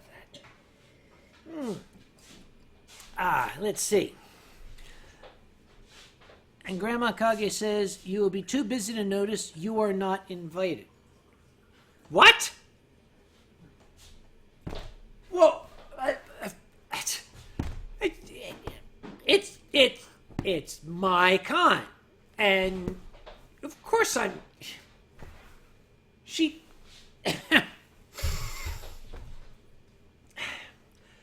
Moving along, shall we? Let's see. A bunch of people are saying. Things. Bring the chair in. Let's talk about something else, shall we? Let's talk about foxes. I happen to know of one back here. Do you know how you can tell this is a fox? He has a fox stash. You see the fox stash? Yes, that is how you recognize a fox. So, how long have you been a fox? 2 pinks. 4 pinks. You've been a fox for 2 pinks. That's lovely. Now, do all foxes have blue eyes, or is that your feline heritage coming through there? I have heard it said that foxes are cat software running on dog hardware. Is that true? That is true. So, how did you meet Siku? You were fishing, and butterflies came by, and then, as the story went on, this canine came up and started choking you. And it was love at first sight because foxes are masochists. I'm getting better at this fursuit language thing. Let's see. People are talking about things down here. They're still talking about the room party. Okay. This is from Qianlong. This is not from me. This is from Qianlong, okay? All right. Hold on to your tail. Qianlong says, what does the fox say?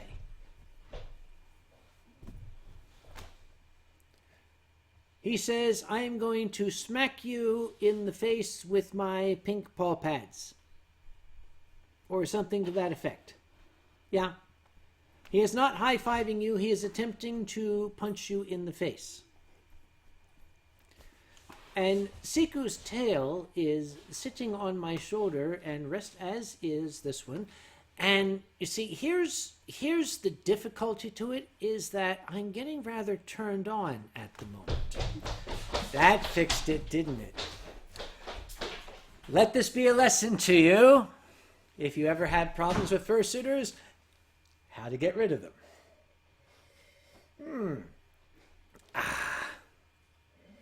And as Qianlong said, yes, there is a drop down in fur affinity for that.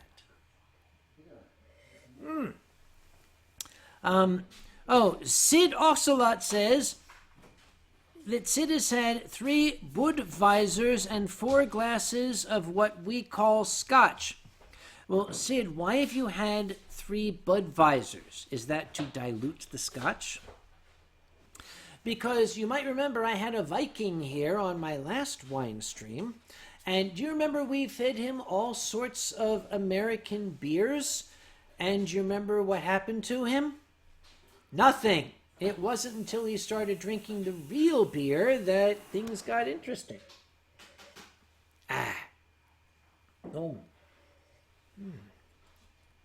You know, back in graduate school, if someone had said to me, in 30 years, you're going to be sitting in front of a camera drinking sake, there's going to be two giant animals behind you cavorting around while you simply say stupid things to an audience of people, many of whom have never met you.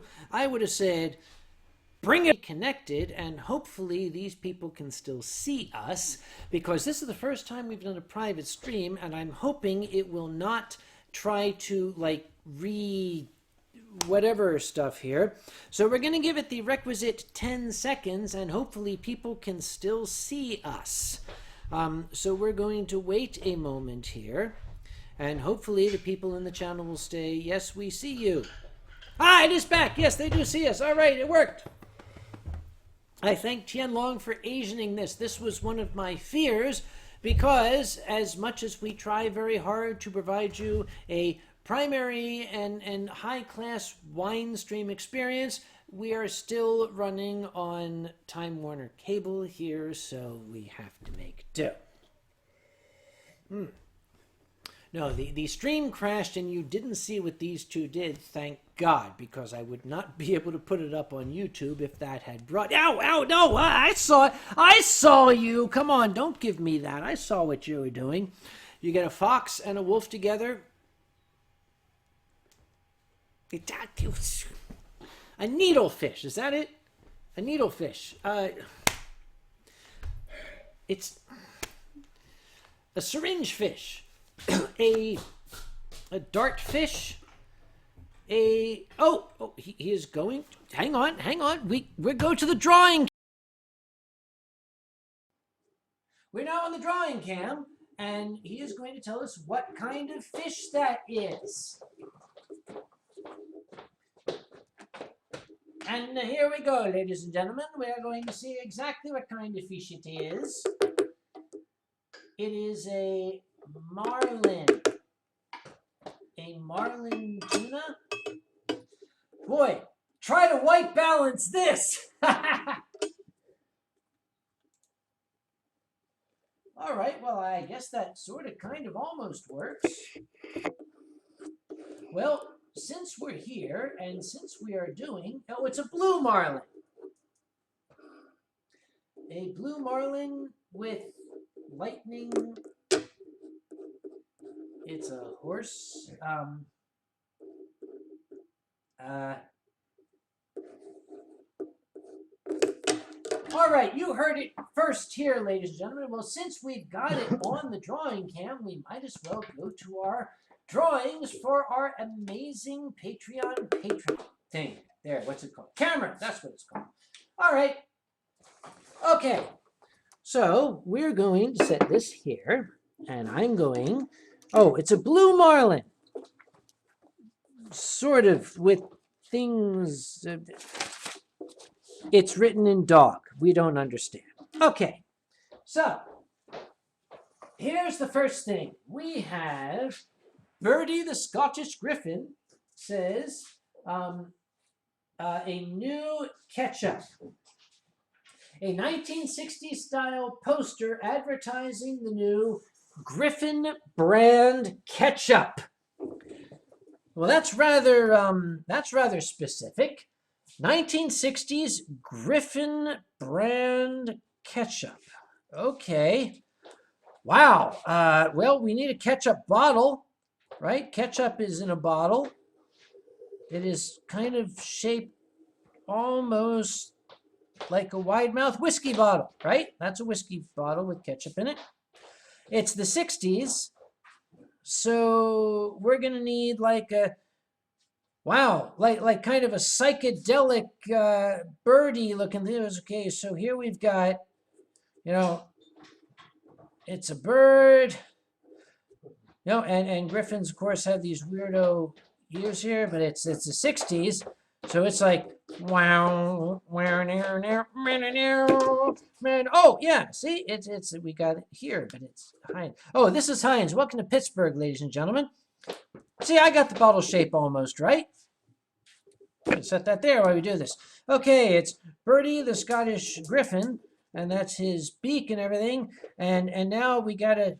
Oh, that 60s font that was all like bubbly and everything. How did that look? It looked like Laugh-In like 60s Griffin. That's what it looks like.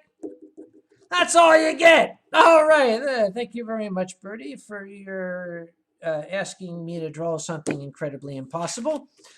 Let's move on. What's the next thing on the list here? The next is by Tuzzy. Oh God, oh God, oh God, oh God. This is always a problem. Hang on. Let me get more of this shit here.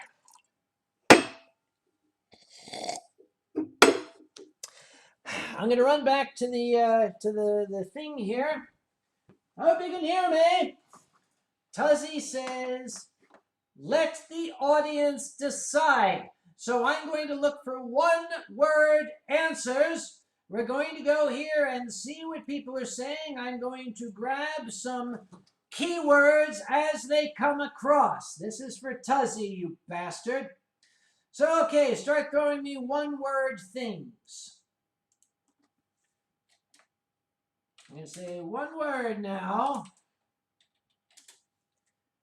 And we have our 10-second ramen, pancakes, wine. Okay, that's three things. Ramen, pancakes, wine, rar, and goat. And Boozy Bear, so that's more than one. Ramen, pancakes, wine, and goat. Okay, all right, here we go. Here we go. Okay, ramen, pancakes, wine. Okay, let me write this down so I remember.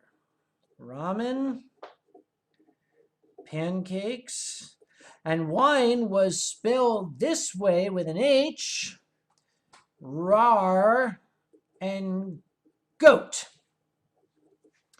Okay, well, first off, we shall need a bowl to put the ramen in, right? You have a bowl. And the bowl is sitting on a stack of wonderful Aunt Jemima pancakes. There we go. And it's sitting on the pancakes there. And ramen is very, very noodly and curly, right? Right? It's kind of like all curled up, and there's a few pieces that stray off like that there. And we have a goat. Goats have sort of like noses like this, and then they have like, and goats are very, very angry creatures. They kind of look like that. And goats have these long, curving horns that kind of, you know, come up this. Yep. And they have this floof around here. And it's saying rar because that goat has a specific resemblance to a certain noodle dragon that I know. And we're going to sign this Uncle Kage whining because he was made to draw it. Yeah, this is for Tuzzy. Thank you very much for nothing. There you go. All right. That's it. That's what people actually... Oh, I'm going the wrong direction. Siku, you've got your polls on my keyboard. What are you doing? I see you there. All right. What's going on? What's going on? Siku has his polls on my keyboard. Yeah, move your ear. What's going on here? What are you saying? Scout needs a babagabat. Scout, you better get a babagabat soon. Okay. Next is Silver the Viking. Silver the Viking wants me to draw Carapacian Vineyards. This is for Silver. Carapacian Vineyards. That's easy. That's easy. Here we have the vines. They're set up in these lovely trellises here, right? Grapevines have a tendency to grow up along these trellises. They have these big grape leafy looking things, and the grapes grow in bunches off of them. bunches of grapes and big leaves and everything.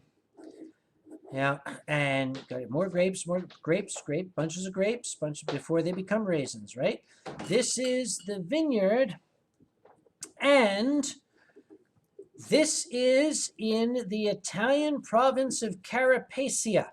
If you look at Italy, Italy is kind of vaguely shaped, kind of like a boot, kind of like that, you know, and there's Sardinia is like a soccer ball down there, and there's just this area here.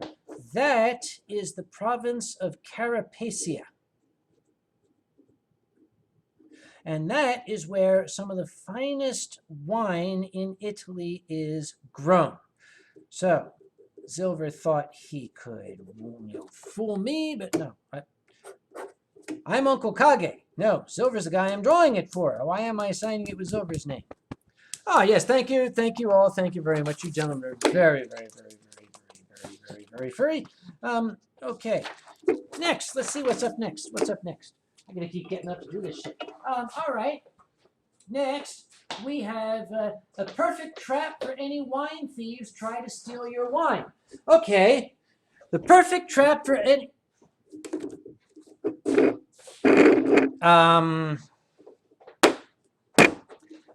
the perfect trap for any wine thief trying to steal my wine. Okay.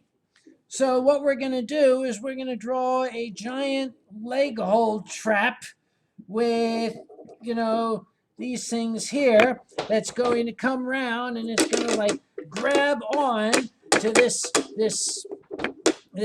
nasty paw here, which I'm going to outline with my pen. There. And it's going to be like, "Nar, I have giant teeth, and I am going to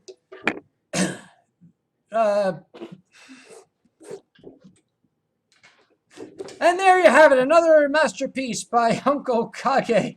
Who the hell was that for? Oh, that was for Jake. Hey, Jake. Jake is a new patron. Thank you very much for your patronage, Jake. I hope you're enjoying your whatever the hell I'm doing for you here. It's like, hey, Boozy Barrister, you can make money doing shit like this. Okay. All right, what's next? Next, we've got Gummibjorn. Gummibjorn saying, Gummibjorn saying, BBF rolling around in all the money he's going to get now that he has his own Patreon. Okay, first we need BBF rolling. I need a fox. Oh, I need a... Okay, fox. No, you need your face. Okay, put your face down here. Right, turn sideways. Okay. All right. So we have a fox face. Foxes have kind of muzzles, and they're kind of tapered. They got noses like this, and they have all this floof on the sides of their heads. They got these big triangle ears, and they're very happy creatures, right? And more floof over here. And he's rolling around. So, okay, I got your face. Thank you very much. There, see, that's foxes have whiskers too. More floof. Need more floof.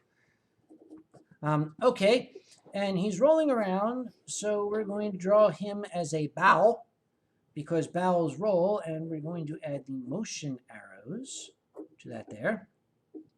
In all the money he has made. Now, he is European, so he is making all these euros coming by here.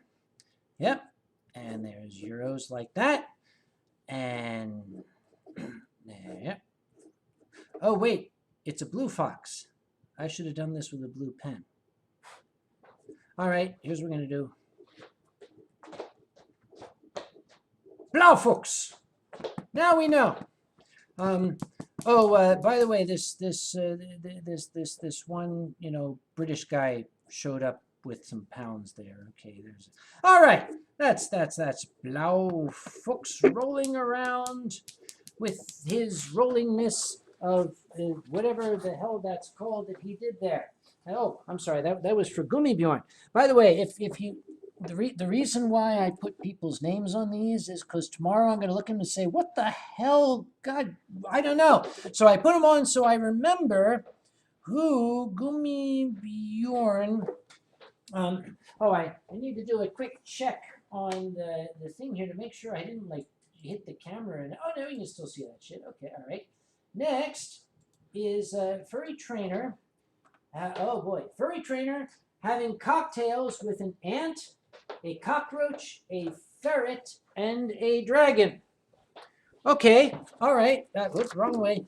Furry Trainer having cocktails with oh boy, this is for Furry Trainer. Let's see, we have an ant, a cockroach, what else is there? I gotta look. An ant, a cockroach, a ferret, and a dragon. All right, a ferret and a dragon. Okay, well, first off, we need Furry Trainer. Furry Trainer, as I remember, is sort of an Alsatian sort of lady. So we have an Alsatian kind of nose. Alsatians have big boxy muzzles. They also have a lot of floof over here. They have not triangular ears, but kind of, roundy sort of ears like that. Yep. So that's an Alsatian. We have a cockroach. Okay, cockroaches have like long, slender bodies with these two little X's at the bottom. We don't know what they're for. And they got these feelers that come out like this, and they got legs that do that, and there's 6 of them, right? We have a ferret. Ferrets are long, slinky, weaselly kind of creatures. So they're very, very long and slinky. So ferrets kind of are like this, and they have like little paws like that, and more little paws like that, and they got these little ferrety ears like that, and they got beady little eyes and little 20 sharp noses like that. Okay, and then we have dragons, who are very, very similar to ferrets, just it's more like a different kind of shape. Let's draw a big, beefy arm. There you go. That looks really great coming down the back of his neck there, right? Let's give him, some angry eyebrows, and, consummate V's with his face there. Yes. Okay. So we have... So they have cocktails. So this one has a nice, champagne flute, right? This one has a nice wine glass, right? Because this one drinks wine. The ferret, because he's got such teeny little, he's got like a little shot glass there because that's all he can handle. And this guy, he's got a big beer stein in that beefy arm of his there with a D for Deutschland, and the lid that they have on it. Just okay, there you go. That makes sense to me. That's almost a story. See, I get everybody a ant. Oh, an ant. Forgot the ant. Ants are extremely tiny, and ants are kind of looking like that, and they have these little feelers going up. What he's drinking, you can't tell. Why? Because he got it from a microbrewery. You guys get it? Yes. Yeah. All right. Okay. Next drawing. All right. Thank you, Furry Trainer. Thank you very much. Next, we have Congo Cheetah. Congo, a cat who is more interested in talking to his cousin than the customers in front of him. This is for Congo Cheetah. Oh boy. A cat more interested in talking to his cousin than the customers in front of him. First, we need a cat. Cats have faces that are kind of shaped like testicles, right? Like that. And then they come up like this. And then they have kind of roundy sort of ears with, kind of like that on the top. They come down like this. And this is the cousin cat, right? That's the cousin cat. And here we have the original cat who also has a face shaped like testicles, right? He's the original cat. I learned this from Bill Clyburn, by the way.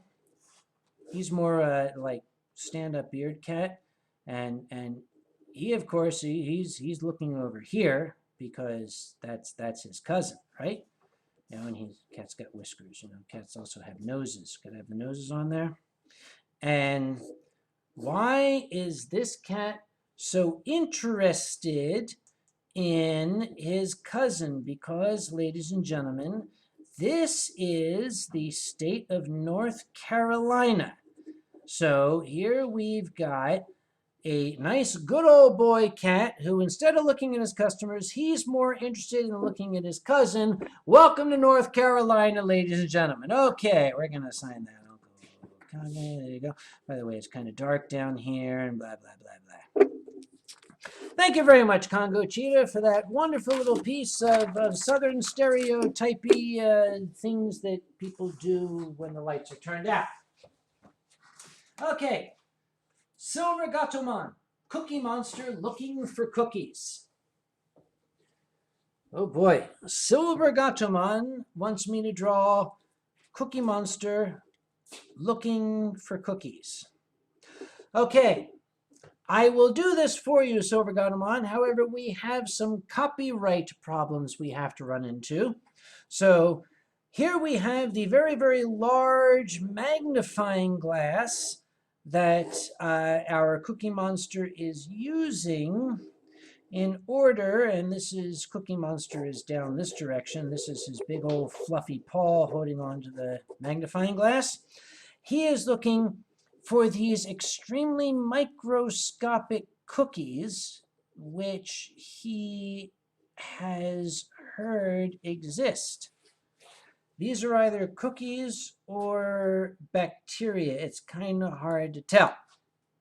But you are going to have to take my word for it that these are cookies that are being sought by Cookie Monster, and this is with apologies to Jim Henson and the Children's Television Workshop. So there is a lawyer present. I want to make sure I don't upset anybody. Excuse me. Yes.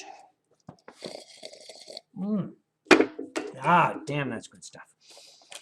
Okay, what's next? What's next? Next. Oh, Silent Dawn. What the hell? Silent Dawn wants draw myself a tiger flying an Apache attack helicopter, launching a Hellfire air-to-surface laser-guided anti-tank missile at a frustrating car that I was fixing. I'm going to say that again. A tiger flying an Apache attack helicopter, launching a Hellfire air-to-surface laser-guided anti-tank missile at a frustrated car. So, just to make sure we have it straight, we have a tiger in an Apache helicopter launching a guided missile at a car that frustrated him. Okay, here's what we're going to do. We're just going to outline this. Here we go. All right. Yeah, it's like that. And this comes up like this, and this comes down this way. Yep. And then we just kind of add in. We got the thumb kind of in like this, and this finger's down there, and this finger's down there, and this finger's down like that, and everything, and something like that. There you go. That's just for you, Silent Dawn. Thank you very much. Maybe someday I will look back and try to figure. Oh shit! I spilled sake on his drawing. This makes it a collector's item. See? You can suck the sake out of the drawing when you get it. Next. You know, the wolf and the fox are doing something in the other room, and I have no idea what it is. All right, what's next? What's next? What are people talking about?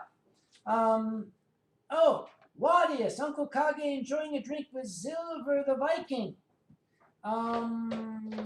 Okay. We can, but what is, I'm pretty sure. Oh, thank you.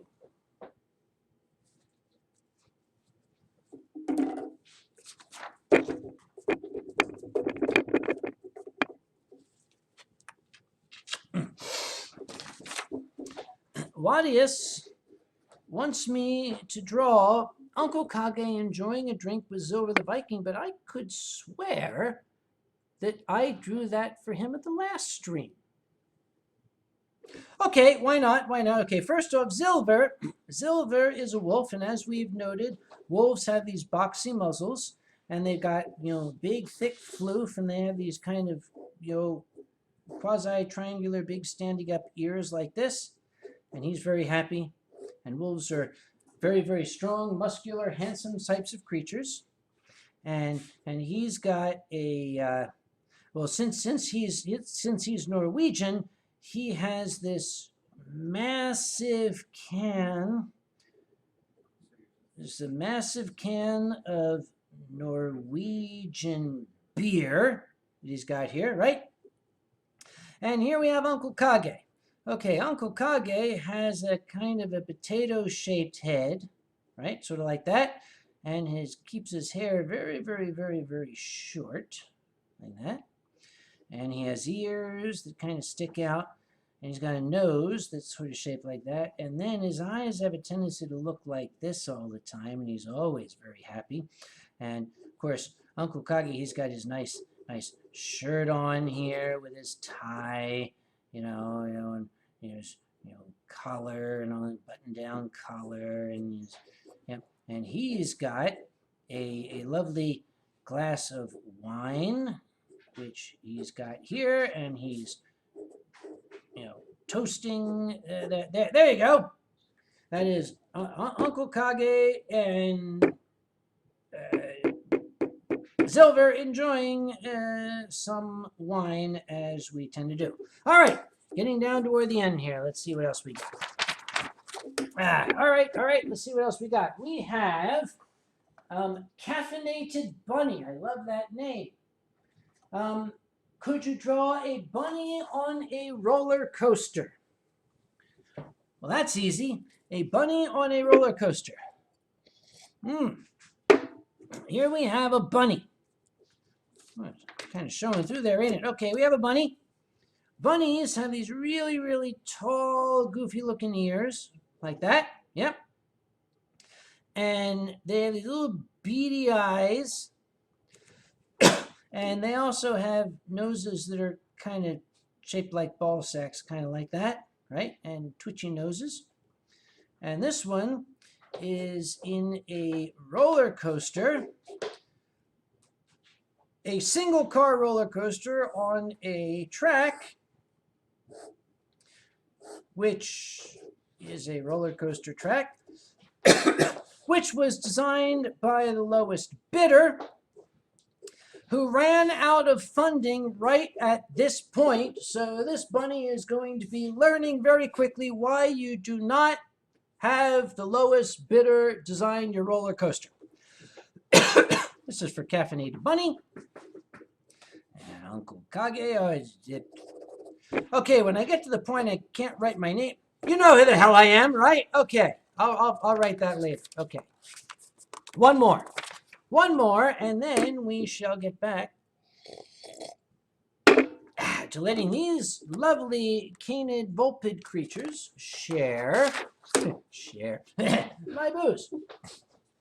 All right, Jackal, you and me drinking and being super fancy. Oh boy. Wow. Oh, right. Okay, first Jackal. Jackals are almost foxes, but they have really long, skinny, pointy noses. They have these really tall ears, right? And they tend to be really happy. And they don't have a lot of floof. They just have a little floof. Jackals are very skinny. So they're like that.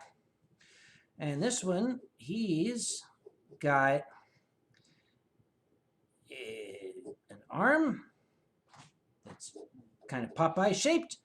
And he's got, okay, his fingers is 1, 2, 3, but then this finger, sorry, that's the bottom of the glass. We have to have the pinky extended, right? Just like that. Okay, so this is a champagne flute. That's a champagne flute. You can tell because there's bubbles coming out of it. And then there's Uncle Kage, who, as we have said before, has that kind of potato-shaped head, and it's got, you know, hair and ears, the nose, eyes. He's all like, dude. He's like, because the champagne is bubbly, but so is Uncle Kage, right? Yeah. But Uncle Kage, he's not just wearing anything. He's wearing a bow tie, because this is very, very classy today, right? He's being very, very classy. So he's got a bow tie on, and he's got his tuxedo, and he's got a, what do you call it, cumbersome? He's got a cumbersome around his waist here, right? Isn't that what they call it, a cumbersome? And his coat is like that, and he's likewise got a flute of champagne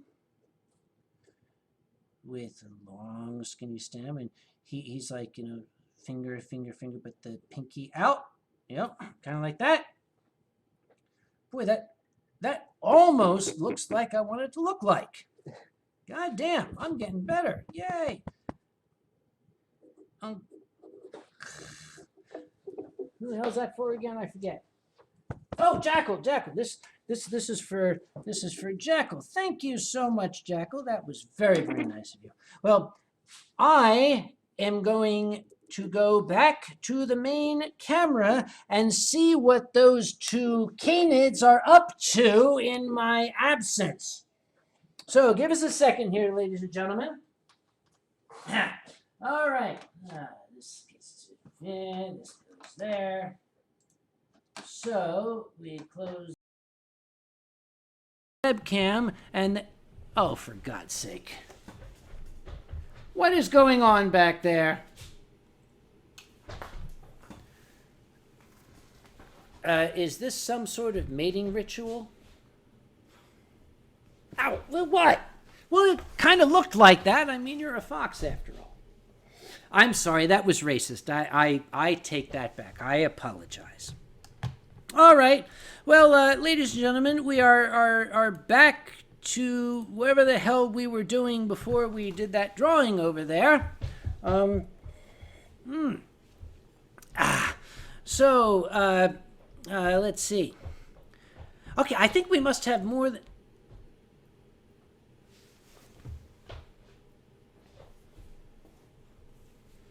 There's music in my head right now.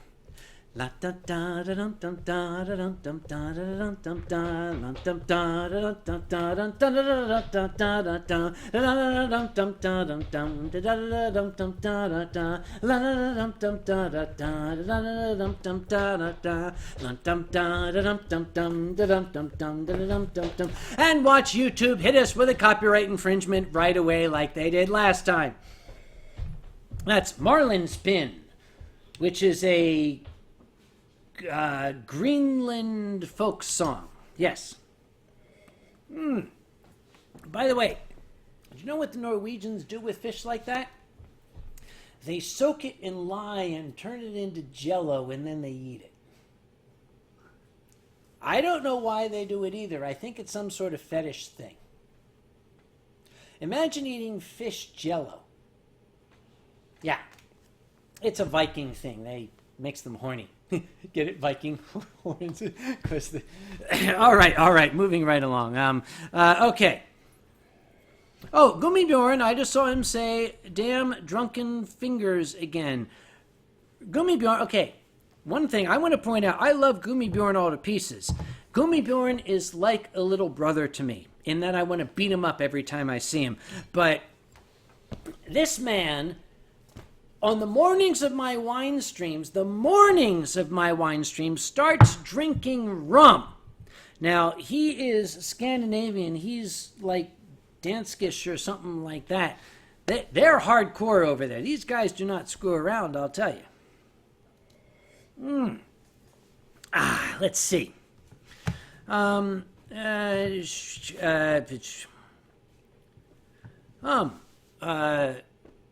Someone just said it's fish murder. Does that mean something? No, not murder fish. Fish murder. All right. Yes, Danish. I'm sorry. Gummibjørn, I couldn't remember the name of your country. I know it had something. I know it started with a D. Gummibjørn is from Denmark, which is very, very close to Scandinavia if you look on a map. And see, this is the problem with only having a small number of people in the channel. Typically, when I get tripped up on something, I can always look to the channel to rescue me, but there's not enough coming by here, so I'm like, and I'm stuck with these two guys. Which, there's worse fates. I mean, they're adorable. They're cute, they're winsome, they're plotting. They are, probably going to, bite out my throat in my sleep, because both of them are predators when you think about it. I guess theoretically this is an omnivore, but hey, it's the 21st century. You want to be an omnivore, that's fine. I'm cool with that. You can eat anybody you want to. All right, I'm not a traditionalist. And you've been called the Fluff Brothers of Doom. How's that sound? The Fluff Brothers of Doom. I kind of like the sound of that. Do you boys want more of the? Oh, this is the empty one. Scout, fetch. I left the full one over there. So, where were we? Oh, yes, we were in, by the way, we were being broadcast live from the Research Triangle region of North Carolina. If any employer or future employer is watching this is fake news. It's Photoshop. Just look at the pixels. Doesn't exist. Scout is back. Oh. I get two, do I? I like the sound of that. Hold this for me, would you? I'll be right back. I'm just going to fill this up. How are you two pups doing in terms...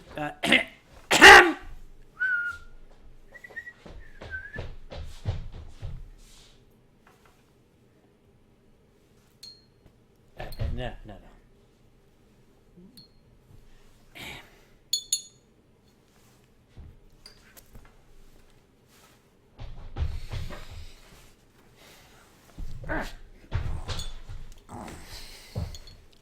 Thank you.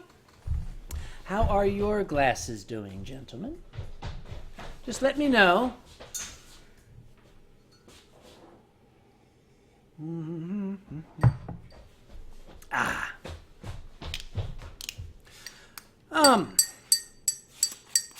I think that means they'd like some more. Do you still have your long straw?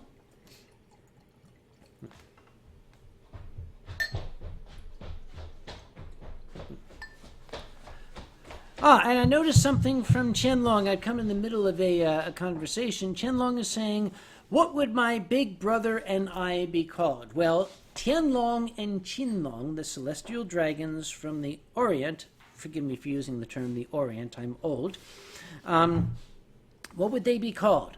Well, gentlemen, I think that it would be appropriate to call both of you poets, because you are Longfellows. Did you hear that, guys? Anyway, I don't think that's... Ow! Ow! Stop it! I thought it was you for a spur of the moment. All right, anyway, let's see what we got going on here. Let's see. Anongus Lepus is singing a song. Let the wind blow higher, let the wind blow low. Through the streets and fields we go. All the lassies say hello. Donald, where's your trousers? That's what it says. Traditional Scottish ballad. That's what we have here. Okay. Oh yes. Gummibjorn has put it very, very well. Fetch, sit, and fucking behave. Just remember, you are canids and vulpids. That makes me, by definition, a higher mammal, so you have to do what I say. What was that? Did you just make that? You're sticking it. I am indeed a higher mammal.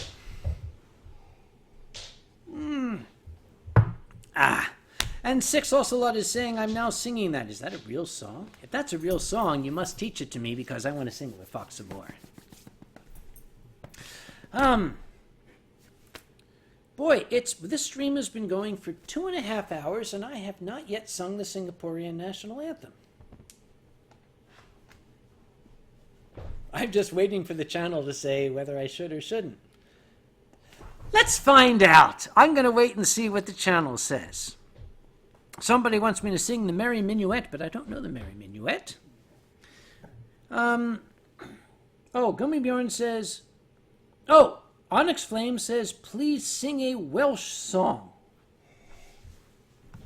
A Welsh song. I could sing a Welsh song. You guys know a Welsh song, don't you? I have to get the lyrics here. Let's see. Pardon me a moment. If you want me to sing a Welsh song, I will. Let's see. Sorry, I am doing a Google search. There we go. Looking for a Welsh song. Yes, here it is. All right. Since somebody wanted a Welsh song, does anybody have a Welsh flag around here? Okay, we're going to pretend that this is a red dragon on a green and white field representing the kingdom and the good people of Wales. Ready? You can hold this for me. Okay, gentlemen, I need a backup. For our friends in Cymru. What's the use of drinking tea, indulging in sobriety and teetotal perversity? It's healthier to booze.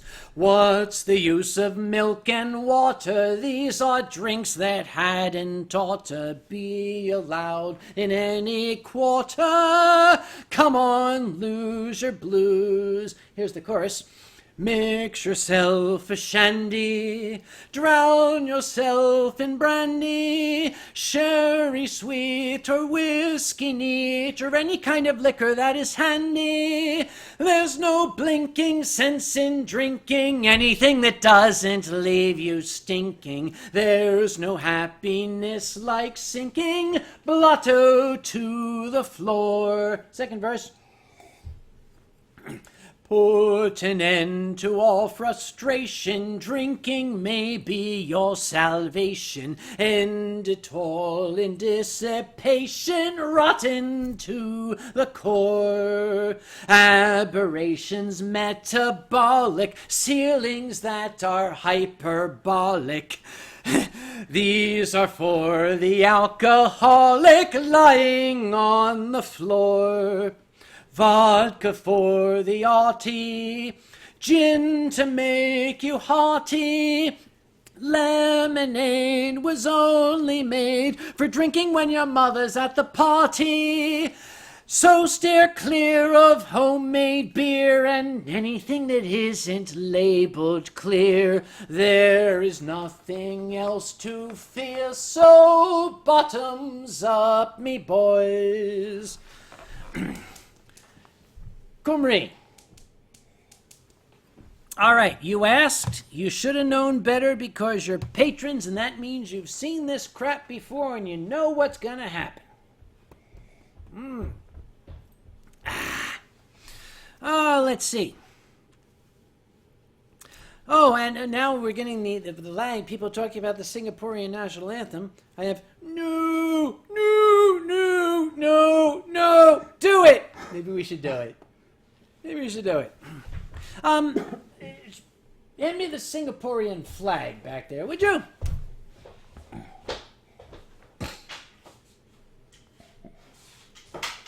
It's the red and white one. Yes, thank you very much. That's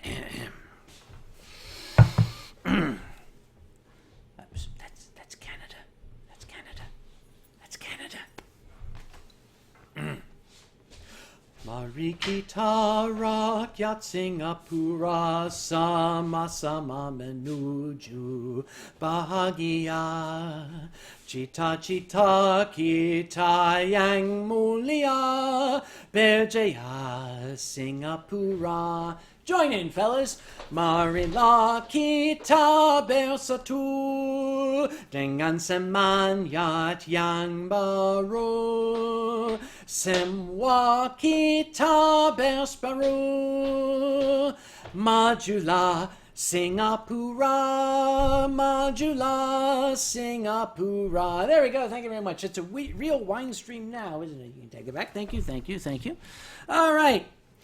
Now, there is a respected professional lawyer looking at his screen now saying, "The fuck?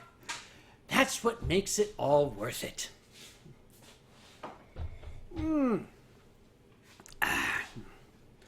Oh, Drax is here. Hello, Drax. You're very, very late. You might have heard that magnificent introduction, which was a little truncated at the beginning. That was music that was written specifically for this wine stream by Drax. So he is the composer of the wine stream anthem. Here's to you, Drax. Thank you very much for showing up this evening. I don't know how much more sobriety I've gotten me because these guys are not keeping up their end of the bargain. We've got 6 bottles of sake, and I think I've gone through 3 of them myself. Let's see. And Tianlong says, "Wow, Angmo Bing So Liao." That's Singaporean, actually. And I need a Canadian anthem. I did the Canadian anthem a couple of streams ago, didn't I? I think I did.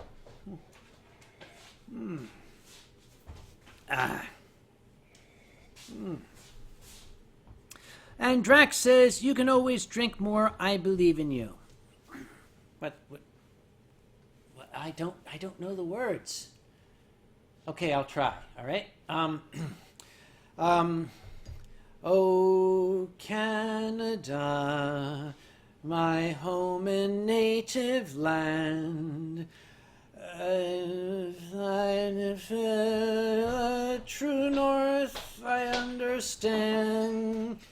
We love all your maple trees, and your curling is so nice.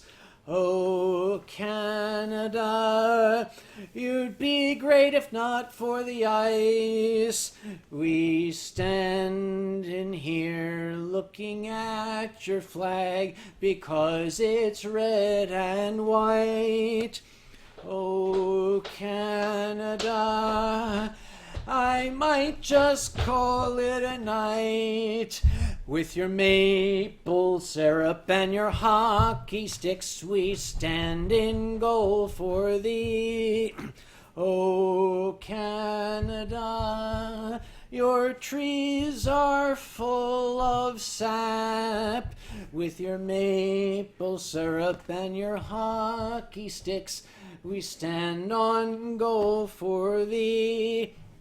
Oh, Canada, your sake is not expensive, and the song must end as they all do, and we will bring it to an end. And with respect, and Trudeau, Quebec, Ontario. Yeah, there you go. Bravo. Play ball, or whatever they say. I'm going to have to learn the words of that one.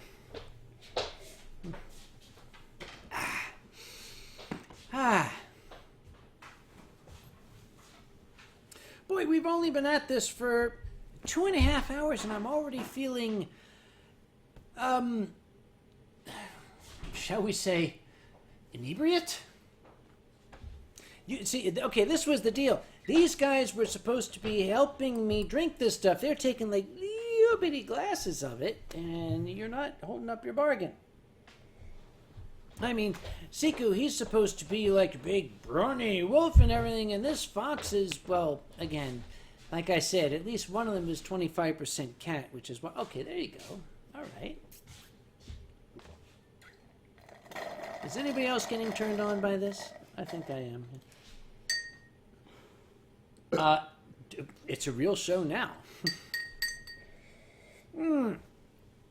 Ah, yes, and I had to follow up the national anthem with, I'm sorry, buddy. What?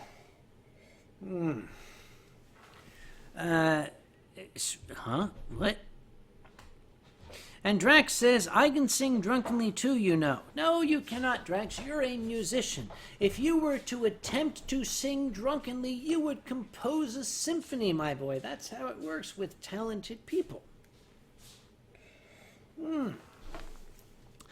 Boozy Barrister, my dear fellow, he said, from what I've heard, foxes are positively bottomless. That is not true, sir. That is not true. All foxes are bottoms, as a matter of fact. And that is a scientific fact. You can look it up in any biology text. So foxes are known to be bottoms. So you cannot really call them bottomless because... hello, Scout. Where were you? I missed you. You were gone so long. We were just talking about Canada. You know, there's a lot of foxes in Canada. Well, red foxes primarily. What are you doing? What are you doing with my... Hey, what are you doing with my pen? You're going... You're dropping it on my lap is what you're doing. Shall I... I'm not going to give it... I am going to give it back to you, aren't I? Are you drawing like a Charles Manson horrible symbol on my forehead? So I guess that makes us the family. I guess that makes me the daddy. How to get rid of foxes in one easy lesson. Ow, ow, ow, ow, ow. Stop it, stop it. This portion of the wine stream is brought to you by Dawn Dishwashing Detergent. What was that? I just heard a clink. Yes, always blame the fox. Why? Because foxes are guilty. Remember that one? By the way, Scott, would you do me a favor? We need to share with everybody our motto. The placard you see there, between the DVDs and the pile of envelopes that are going to be for Anthropon. Could you bring that over here, please? Yes, that one. Yes, that one. We need to share with our august audience the motto of Uncle Kage, alcohol, because no great story started with someone eating a salad. Just remember that, ladies and gentlemen. Would you take that from me, Siku? Thank you very much. There's a good boy. And Drax says, my dear friend Drax says, time to curl up with a bottle of wine. I'm not going to share this bottle as mine. If you want to drink, there's more by the sink, and I don't want to hear any wine. There's thunder out there. Drax, if there's a tune to that, my boy, I want you to share it because that sounds like something to sing. Time to curl up with a bottle of wine. I'm not going to share. This bottle is mine. If you want to drink, there's more by the sink, and I don't want to hear anyone whine. You have to write that if it's not music.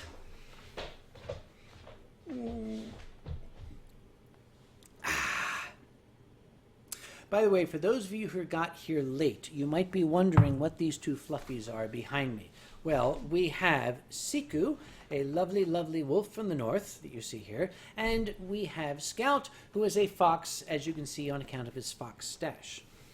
I owe a tremendous debt to Siku and to Scout, not in that order, because not only did they help me move a lot of very heavy Anthrocon boxes today, which an old man with a spine in the condition of his mind could not do, but they actually sat quietly and watched while I subjected them to Executive Koala, which, if you have not seen Executive Koala, It is a light-hearted romp from Japan, of course. The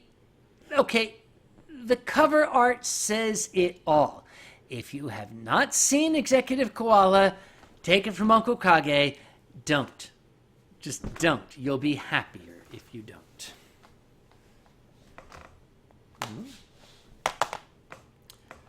Apparently, Siku enjoyed it.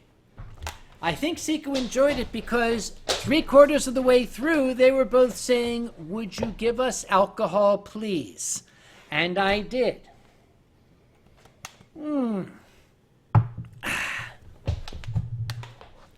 You know, dogs also tend to roll in rotting corpses because they think it smells nice. I'm just saying. What? Oh, okay, all right, the others. All the other stories, in the same by the same creator. The world sinks except Japan. There was Calamari Wrestler, I think, in the same series. The Rug Cop. This is a genre of cinema that you simply do not find in the West, thank God.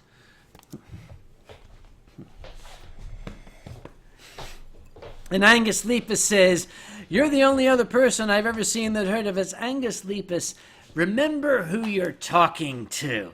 There is nothing out there that I've not seen, nothing out there that would surprise me. And this very, very wise man in the channel just reminded me, an ancient toast, "Here's to our wives and to our girlfriends. May they never meet." I seem to have been gifted with the fish, which now I understand is a marlin. Now, how was I to... Siku, would you lean down here, please? Are you aware that you have the flag of the Republic of Singapore sticking out of your nose? What was that? If I could hum a few bars, you might pick it up on the second chorus. No. Allow me. I'm just going to hold on to this. If you would pull back.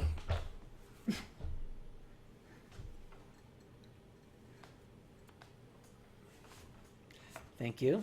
Thank you very much. This is one of my formerly best shirts. Onyx Flame says, "Kiss the fish?" No, I'm not going to kiss the fish. Why would I kiss the fish? It's a fish, after all. I'm not going to kiss the fish. I'm not going to... Oh, how could I resist those faces? What, Scout, what are you... Okay, keep doing that. People will give me donations for that.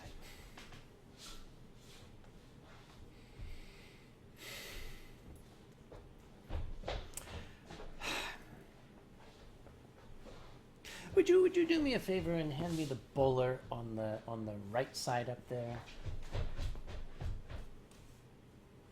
Yes. Because I think this is about the right time to say it.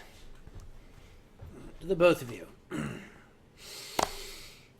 This is another fine mess you've gotten us into. Had to be said. There you are. Are you putting the muzzle condom on again? Let me have that back. See, okay, that's the line I usually throw out, but I've been trying to teach Alkali this one. It's like, you need to have the winsome grin. I'm sorry, Ollie. That one there, you see.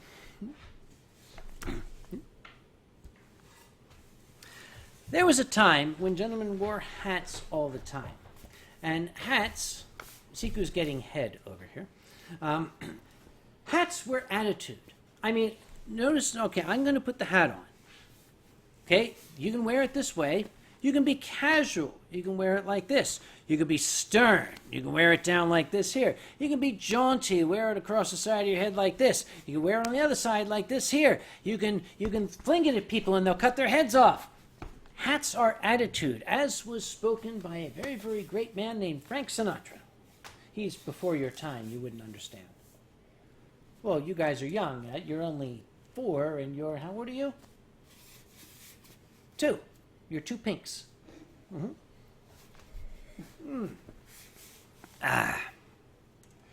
Gummibjorn says, I wear a hat all the time, but I am no gentleman. Gummibjorn, my dear boy, you are more gentleman than 99% of the gentlemen that I have met.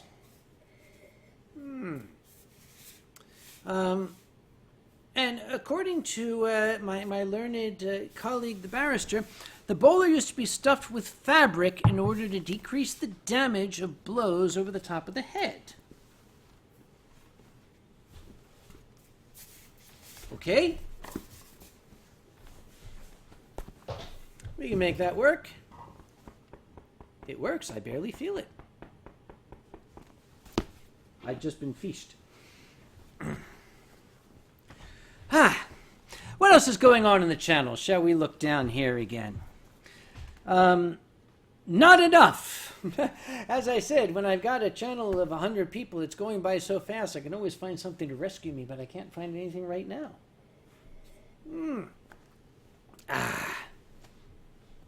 Are you going to nose condom my hat again? Oh wait. I'm going to ask you. I have my newest hat. I have to model my newest hat. On the hat to the left, the one on top. Yes. The top one. Yes. I bought this one. I was in Washington, D.C. for the March for Science, and I saw this in a hat store, and I said, I absolutely have to get this one. And since I'm at it, the little glasses under the one there, would you pull those down? Yes. Yes. Just because they go so well with the hat, I have to do this. Yep. Yes. Don't you recognize me, Eddie? When last we spoke, I talked like this! I love these. This is great. I would like to wear these to court someday if I am ever on a witness stand. I'll just sit up here like this. Yes, I am a professional, and my professional opinion is that, you see, because what are they going to do? What are they going to do? I mean, I'll ask the barrister, is the judge going to throw me off the stand if I am there to give professional testimony and I opt to wear this particular pair of glasses? Okay, it has to be done. Sika? Are these going to...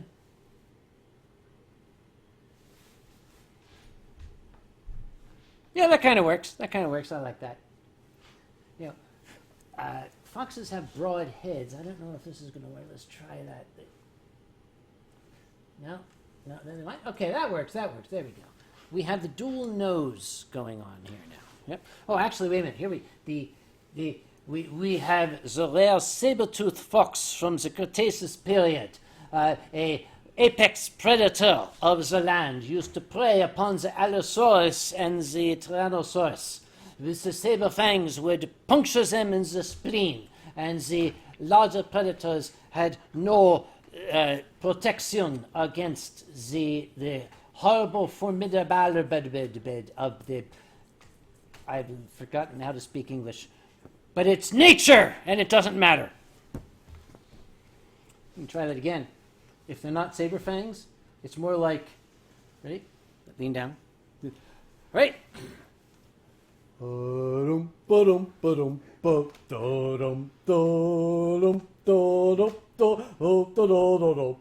enough of that. I do not want to disparage my wonderful colleagues in the state of Arkansas. That was the Arkansas Traveler, by the way. I would not for one moment make any suggestion that the people of Arkansas are of low intellect, as I happen to know they are. So I'm not going to say that out loud. People are saying down here, Caraway has to work in the morning. Caraway, my dear boy, thank you for joining me tonight. I am very, very pleased that you were able to join. Guys, Caraway is great. For being imaginary, he is the greatest imaginary friend you could ever hope to run into. Let's see. Oh, and Onyx Flame says, I am half drunk and yet still crafting and sewing. Well, Onyx Flame, you're doing it wrong. If you're only half drunk after 2 hours, for God's sake, get on the ball. Jack the Circle says, why does Kage look like the bad guy from Who Framed Roger Rabbit? Okay, Jack, you're a little slow on the uptake. That's what I was trying to... when you had to explain the joke, it's okay, Jack. I'll give you a couple more minutes on that one.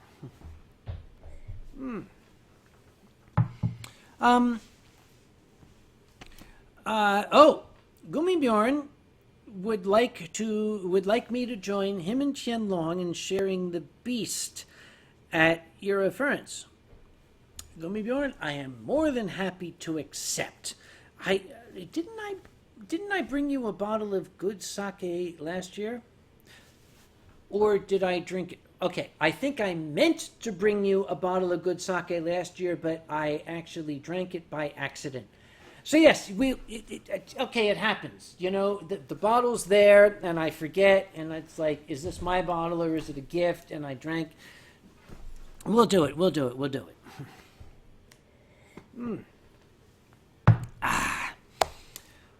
So what else is going on in the wonderful world here? Oh, incidentally, if folks didn't see my Twitter, what is it, the Twitter twits? The twits are always twatting at the what's twit. I did take part in the March for Science, if you were not aware, in Washington, D.C. I tried to keep politics out of this stream, but when science starts to impinge, or when science starts to be impinged by politics, I do kind of have to take a stand.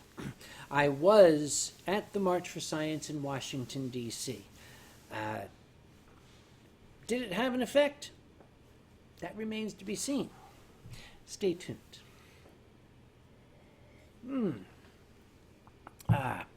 Jake Harris has been up too long and is going to bed. Thank you for coming, Jake. Thank you very much. It seems a lot of my patrons are European. I'm losing a lot of them this evening.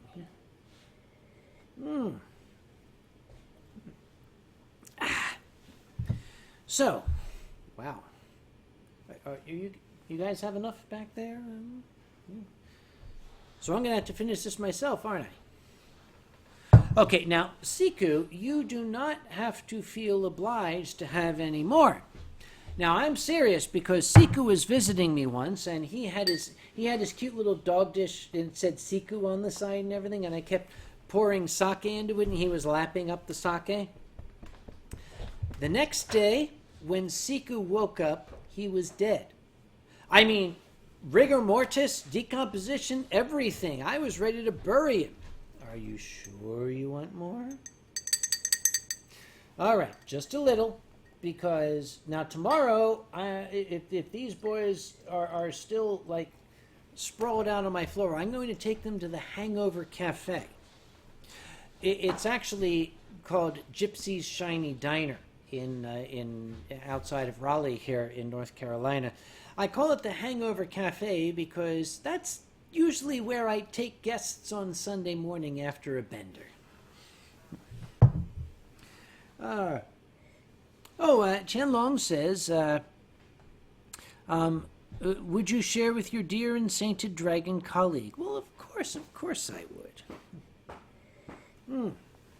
Let's see what else people are talking about here.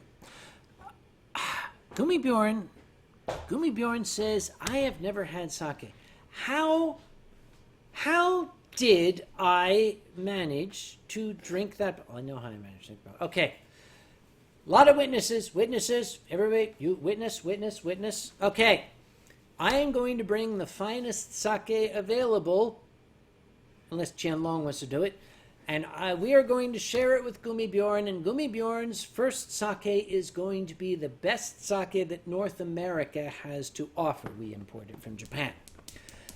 I'm saying this now because I will completely forget, and I'm going to need somebody to remind me before I pack for Eurofurence in August, okay? Thank you very much.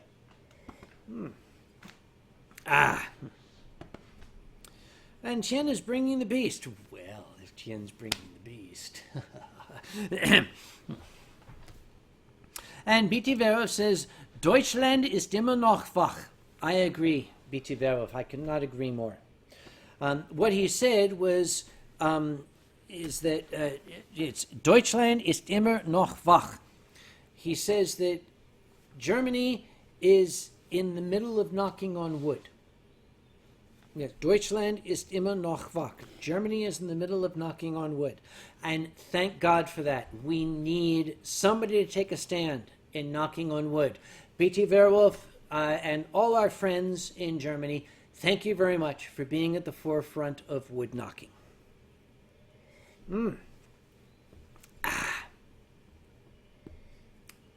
Und das ist gute Scheiße here. As the Germans say, gute Scheiße. The Italians say, buona merda. As the Japanese say, guru shito. What's going on back there? Oh, hey. Remember, this is a PG-13 show. No tail sniffing on my stream. Unless I'm invited. I'm in trouble now. Wait a minute. Wait. Scout, can you guys see this? His tail has glitter in it. You are so fucking gay. Dude, you got a glitter tail. What a fag. Oh my God. Does your tail have glitter in it? Wait. Yes, it does. I see it.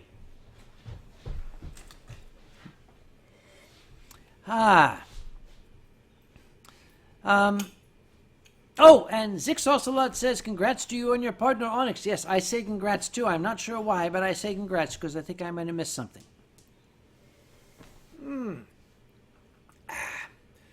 By the way, are you guys hot? I think you are. How to get rid of fursuiters in one easy lesson. And that's the front door. Where are you going? Well, that was Scout and Siku, ladies and gentlemen. Maybe if we all clap our hands, they'll come back. Yay! There's one of them. He forgot his fiche. I get it. I know what to do. I know how to summon them back.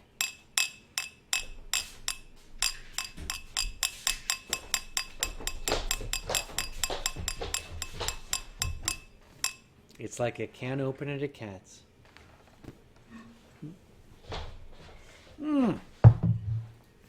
Gummy Bjorn would like to know, did I get over last week's stream without problems? It depends on your definition of problems. All right, Seiko. Here. You're going to have the rest. Last week's stream, which took place in Toronto, Canada, which, as we all know, has 2 syllables, Toronto, I wouldn't say we got through without problems. You might remember my friend and drinking companion Tian Long. Well, we found his limit. The problem we ran into was when he passed out on the floor. I'm an old man and I have trouble lifting things. I had to drag him upstairs and put him to bed because he was done. I mean, he was beyond done for the evening. And my poor back hurt like crazy. I was walking like Siku's walking there.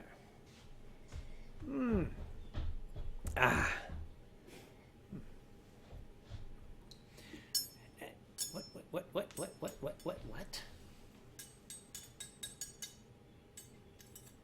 it says fox.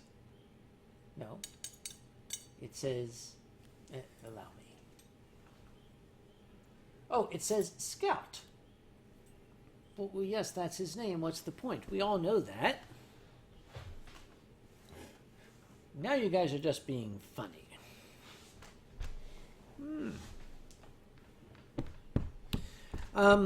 Oh yes, Jianlong, fake news, Photoshop, it was all pixelated. You wouldn't dare tell lies about your dear dragon. Well, I'm not telling lies. I will simply say that I made sure he was laid on his side. But to his credit, he did not have a hangover the next day. Sake is a very, very clean, very pure beverage. It's difficult to get a hangover from it, unless, of course, you're a wolf. But, yes, Siku's been here before. Sniff. I wish you wouldn't sneeze in my sake.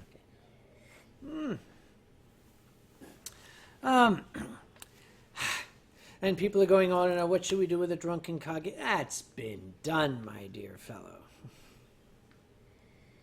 I'm going to say it now, by the way. Challenge. Challenge. Hands up, challenge, paws up. Challenge. You all have seen my little old dear and sainted mother on my wine stream, right? I want to see Qianlong's little honorable old mom on his grumpy stream. 'Cause I've met the lady. She needs to be on the grumpy stream. So raise your paw if you want to see Granny Long on Qianlong's stream. He's going to murder me, you know, but it's going to be worth it.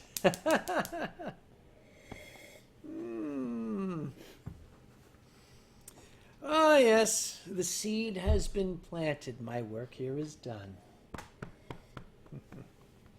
It's the evil hatch, you know.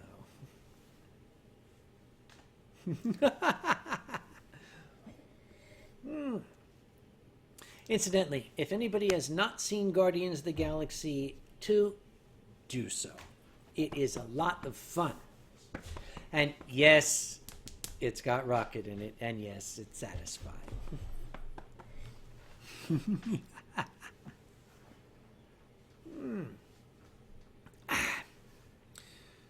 Boy, it's only been 3 hours and I'm feeling it already. As I said, you guys aren't keeping up your end of the bargain. That's the problem. You were supposed to help. You were supposed to help out. Okay, you're at least upright. This one is horizontal and sparkly.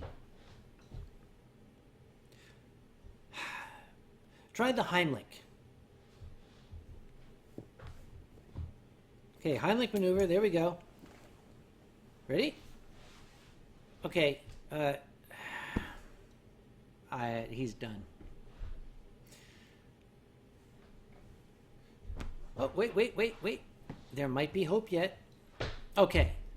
You definitely have to give him the Heimlich thing.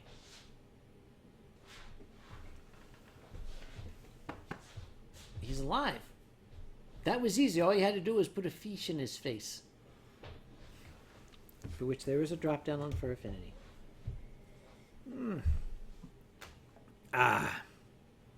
And 6 Ocelot says, chug, chug, chug. 6 Ocelot, I will have you know, this is a backwards bottle. This is a rather exquisite Ginjo sake. I'm not going to chug this. I'm going to savor it, as these boys have been doing.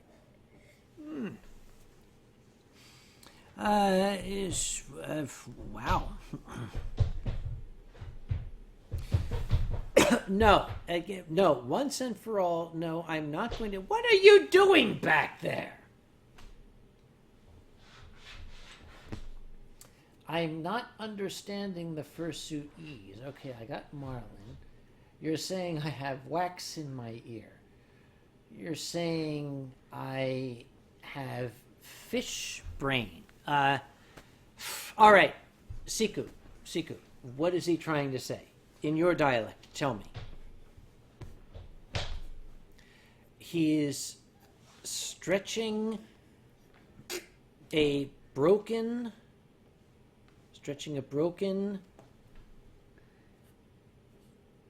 fish nose,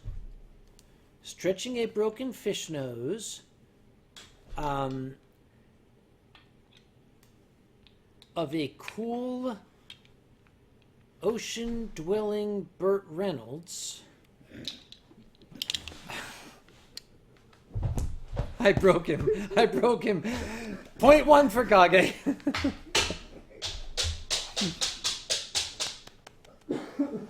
Don't try to go toe-to-toe with the old man, guys. You will lose. I've been doing this a long time. All right, Siku. Come on. Okay. Give us a kiss. Kiss. There, thank you. What's the channel saying now?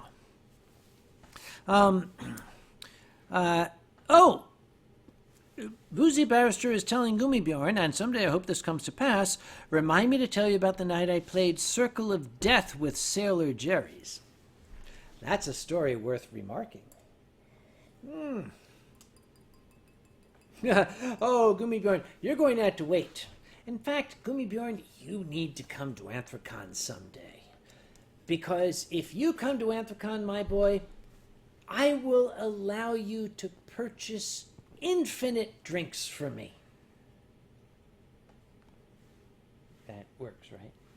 Yes, there you go. That's what I will do. Oh, Red Reese. I am pointing my finger at Red Reese. Do you remember the first glass of sake you ever had? Yes, Red Reese. I was young. I was untested. I was uncultured. I was a novice. The first sake I ever had was a warm thing of sake at a Japanese restaurant. It was Shirayuki, if you're familiar with it. White Snow Shirayuki. It's a jug sake. Served warm, so you can't really taste it. But it was my favorite Japanese restaurant, Kobe, in the town of King of Prussia in Pennsylvania, many, many years ago, where Anthrocon got its start. I loved Kobe. It was my place. They had two waitresses who were Japanese ladies. There was Mariko and Teruko. Mariko was a very, very proper, very Japanese grandma. Teruko was the kind of Japanese grandma every Japanese kid wishes he had. Teruko had a wicked sense of humor for a little old Japanese lady. I was there with Giza. A lot of you may know Giza from Anthrocon. They had what we call the tokuri. Chemists call it an Erlenmeyer flask, a little flask they put the sake in. And this was a teppanyaki restaurant with the big, thing that the chefs do the stuff on. And my tokuri of sake was sitting there, and Giza's tokuri of sake was sitting there. And we were drinking our hot sake. And Teruko came to move some dishes, and she was wearing a kimono. And the sleeve of her kimono caught, by mistake, Giza's tokuri and knocked it over. Now, there was only about half a little cup left, but it knocked it over and it spilled. And she said, sumimasen, gomen nasai. And she ran off and she brought him a full one. I said, oh, really? So I waited. And I had mine sitting there, and Teruko came by again. I said, Teruko-chan. And I knocked mine over. I said, gomarimashita ne.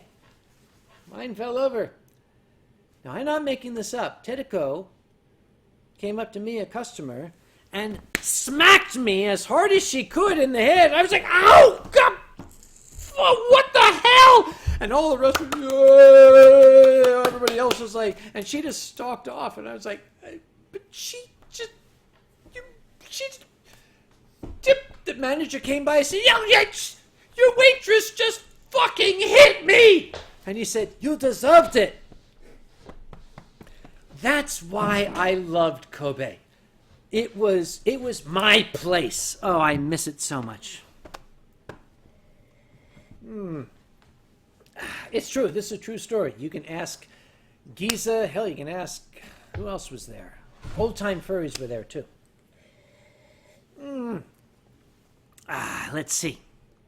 What's going on here?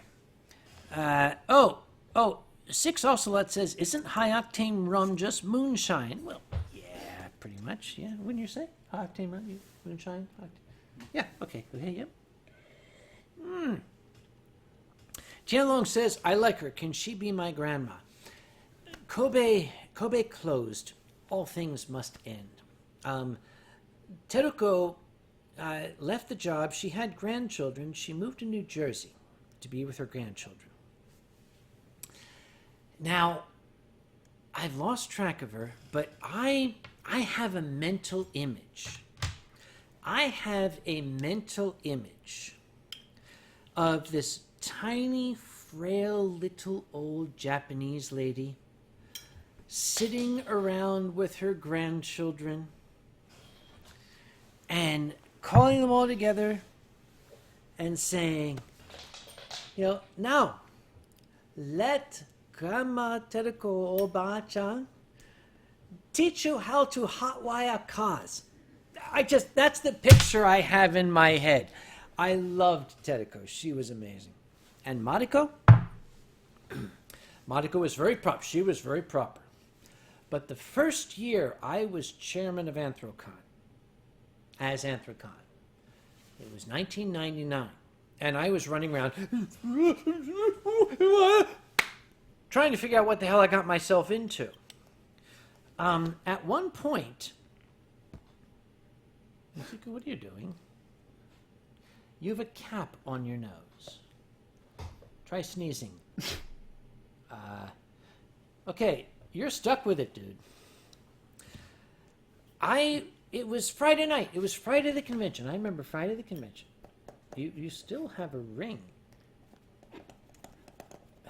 Allow me.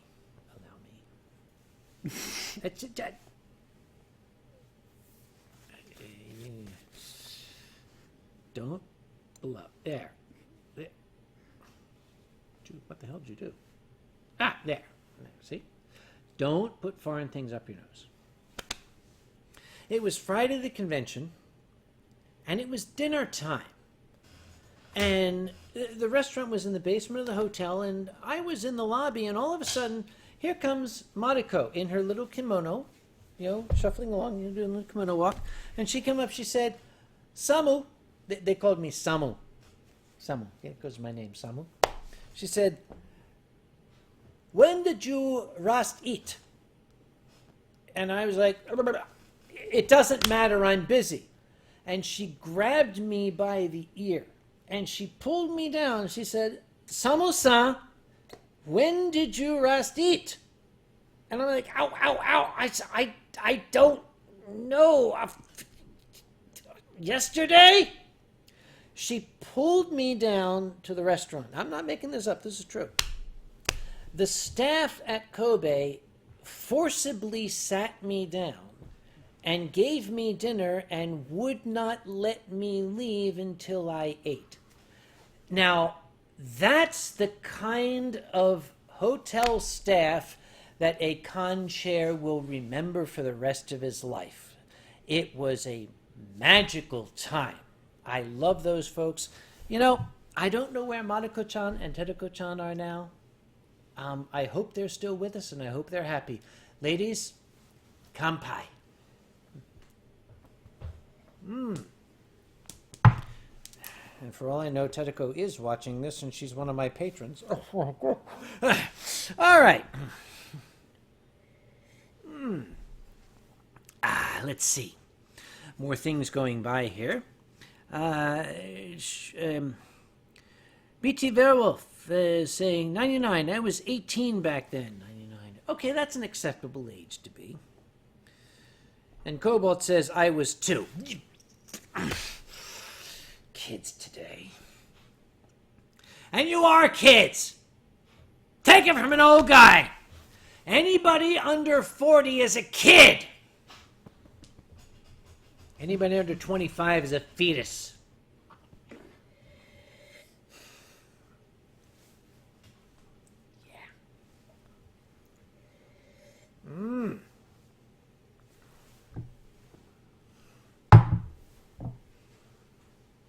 Show might be done when this glass is done.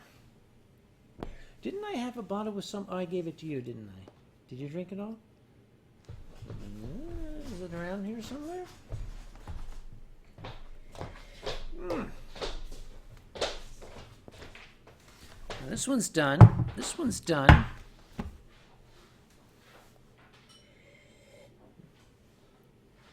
What? One pink. One pink. Ah, ow!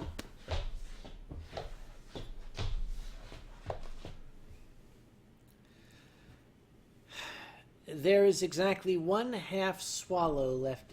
All right. When this glass is done, the stream shall be done. How do I know that? Because none of us, I don't think, is in any condition to go from the refrigerator to here.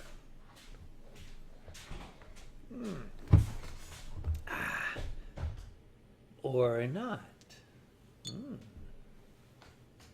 Hey. Now, herein we must ask the question. I can drink that bottle, but does that mean I should? Let's see what happens when this one's empty.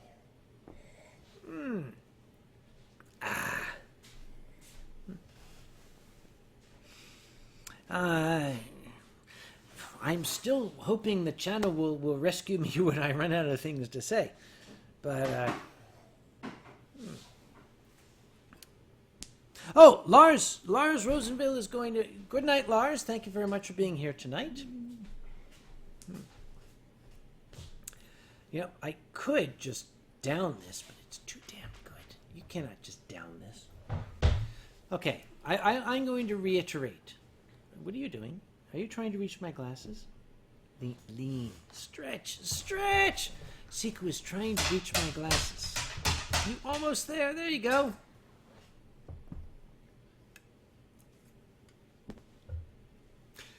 Something about that just works. I'm sorry, something about that just works, ladies and gentlemen. Screenshot time. There, somebody must have gotten one. Look at me. Yeah, that works too. Yes. Guess what? You could be spending your Saturday night out with a loved one. You could be out at a bar. You could be making friends. You could be carousing. You're sitting in your living room or your den or your bedroom on the computer watching a fat old loser with 2 imaginary furries here, one with a fish on his head, drinking booze. God bless all of you.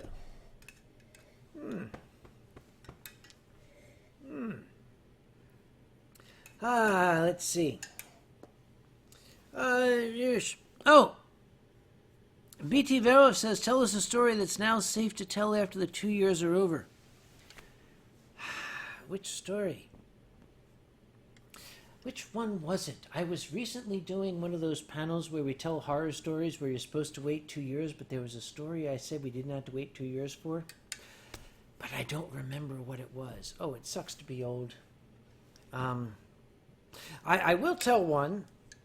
I'll tell one about Indy FurCon, because it's not my con. I'll tell one about Indy FurCon.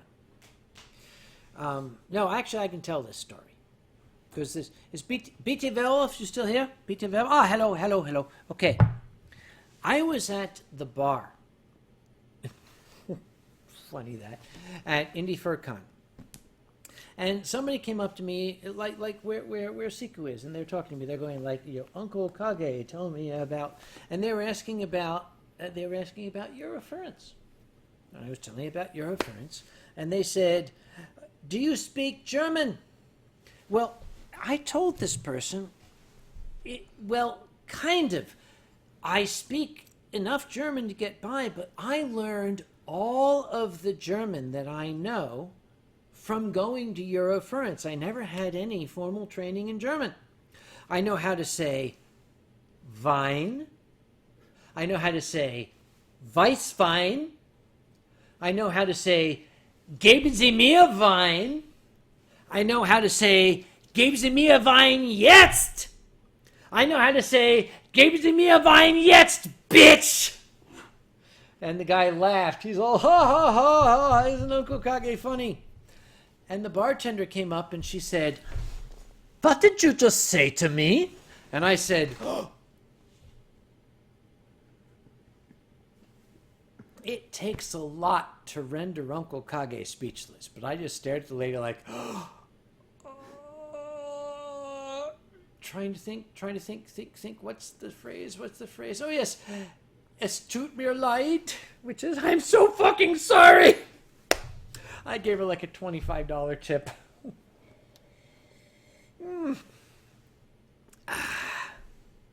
So yeah, that's almost a horror story. That was the year. That was the year. The same year, I had my little cell phone here. See, this is my cell phone, right? I'm going to show folks. Yeah, it's good. Yeah, all right.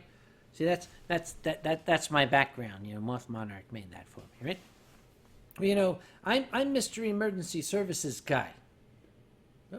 And because I'm Mr. Emergency Services guy, I make sure that I get emergency notifications on this thing here.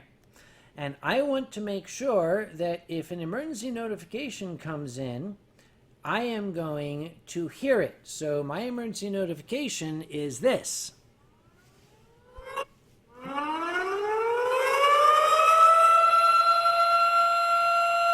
As somebody who's half Southern, I'm going to pay attention to that sound. Well, that started going off, as did everybody else's at Indy FurCon. And the weather outside was frightful. I mean, it was nasty. So that was kind of interesting. I will take you back a couple of years. Okay, this is a similar story. It's also Indy FurCon, a similar story. Hang on. I must have more of this for that. Don't you touch my phone. I think it was the second year I was at Indy FurCon.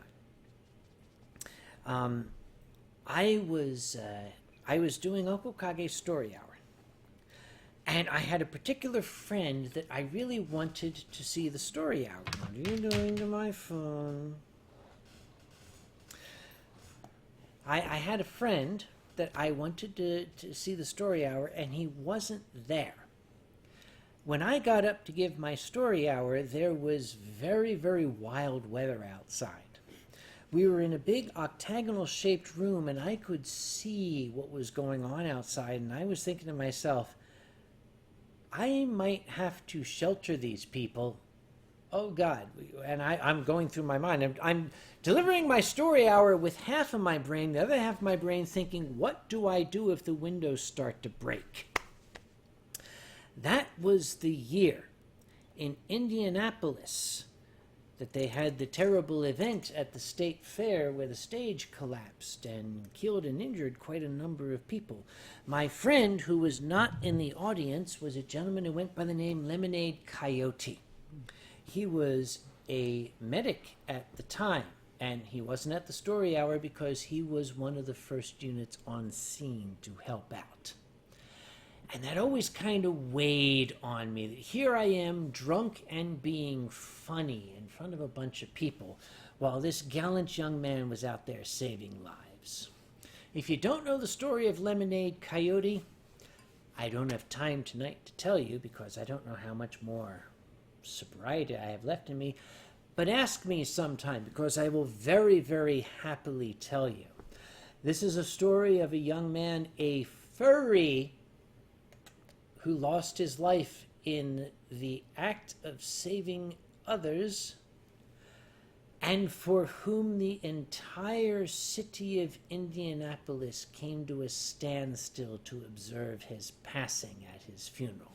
But that's a heavy story. Again, ask me sometime at a bar and I will tell you. But for right now, let's finish this glass, shall we?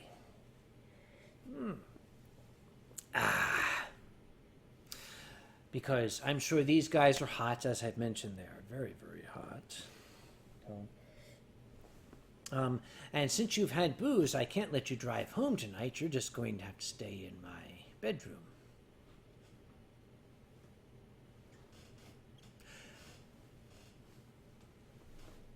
It doesn't matter. I'll take it where I can get it at my age. What's coming across the channel? Let's see what we have here. Yep.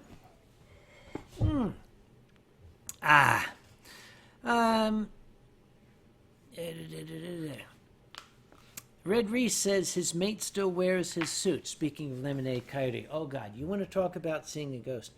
Psst, upside down. Turn it the other way. Other way. Upside down. Yes, yes, yes. Oh, what is that you have in your hands there, Siku? Is that Meyer by Elector Fencer? Oh, my goodness. I believe it is. A huge graphic novel by Elector Fencer of Germany, who has made Meyer that everyone should buy and support because it is Elector Fencer. And this is not a plug. I am just saying because Siku happened to pick up Meyer by Elector Fencer, which he is holding here, an amazing graphic novel by Elector Fencer, a furry. It's called Meyer, and this is not a plug at all.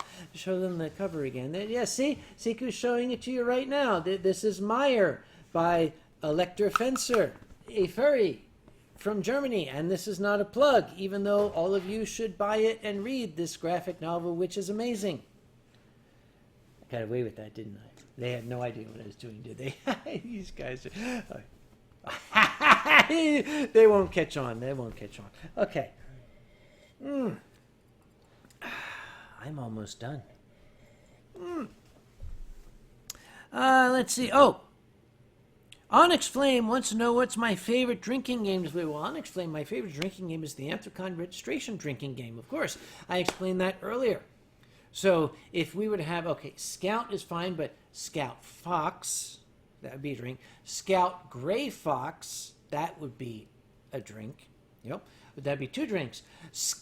Lightning Scout Gray Fox, that would be 3 drinks. Swift Cloud Lightning Scout Gray Green Fox, that would... Don't laugh. We've got some names on our registration. Oh, my God. I like making Siku's badge. You know why? It's short. It's to the point. It's 4 frickin' letters. It's Siku. It's easy. I don't have to resize the damn font. We got 18 spaces there. You people who want to make your badge name, Josephus the Fox Leper of Corinth, for God's sake, I gotta put it in 14-point font. Don't do that to me.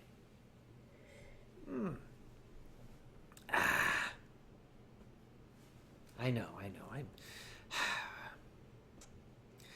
And Siku almost touched the microphone. If Siku would have touched the microphone, you know what would happen? You would hear sounds. There are sounds in the microphone, like this. Now, to us, that doesn't sound like anything. To all of you, that must be like, whoa. Okay, shall we do the fish sound? This is the fish sound.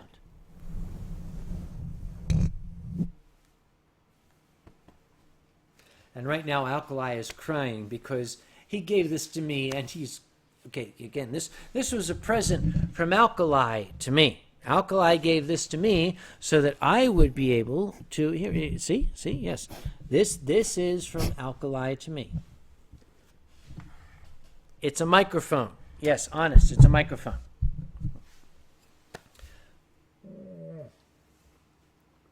And, oh, I'm seeing ow, my ear fins from Tien. That might have been a little loud for them. Well, guess what? I would love to finish this glass, but Ahem. I'm being profound. I would love to finish this glass, but here's something that an old drunk needs to teach to your younger ones. There comes a time when your body tells you it's time. And that time has come. It's a little early this evening, but since I didn't have the help I expected from these two, my body is saying, dude, it's time. So, as much as I would like to finish this, I'm going to set it down. I always listen to my body, as out of shape and wrinkled as it is. So, I would like to thank my guests, my patrons, for joining this evening. I want to thank my darling friends, Sequin Scout, for coming tonight and helping me move things and almost helping me to drink these multiple bottles of sake, which I thought would last longer. But you do what you got to do. So, I end my wine stream a variety of ways, but I always seem to come back to my old standby. I do this often, and you've heard it before, but I'm going to say it again because it's true. My late father and I, years ago, and by years ago I mean before any of you were alive, used to watch the Red Skelton show when it was live. And Mr. Skelton was a very, very strong influence on me as a little boy in the 60s. And I still remember one thing he said one night on his show. You've heard it before, and if you haven't heard it before, you're going to hear it again, because it's sort of the motto that I live by. Mr. Skelton said, if someday you're not feeling well, you should remember some little thing that we have said or done here tonight. And if it brings a smile to your face or a chuckle to your heart, then our purpose as clowns has been fulfilled. On behalf of myself and my two wonderful, cute, furry friends here, I like to believe that our collective purpose has been fulfilled this evening. And as Mr. Skelton used to say, good night and God bless.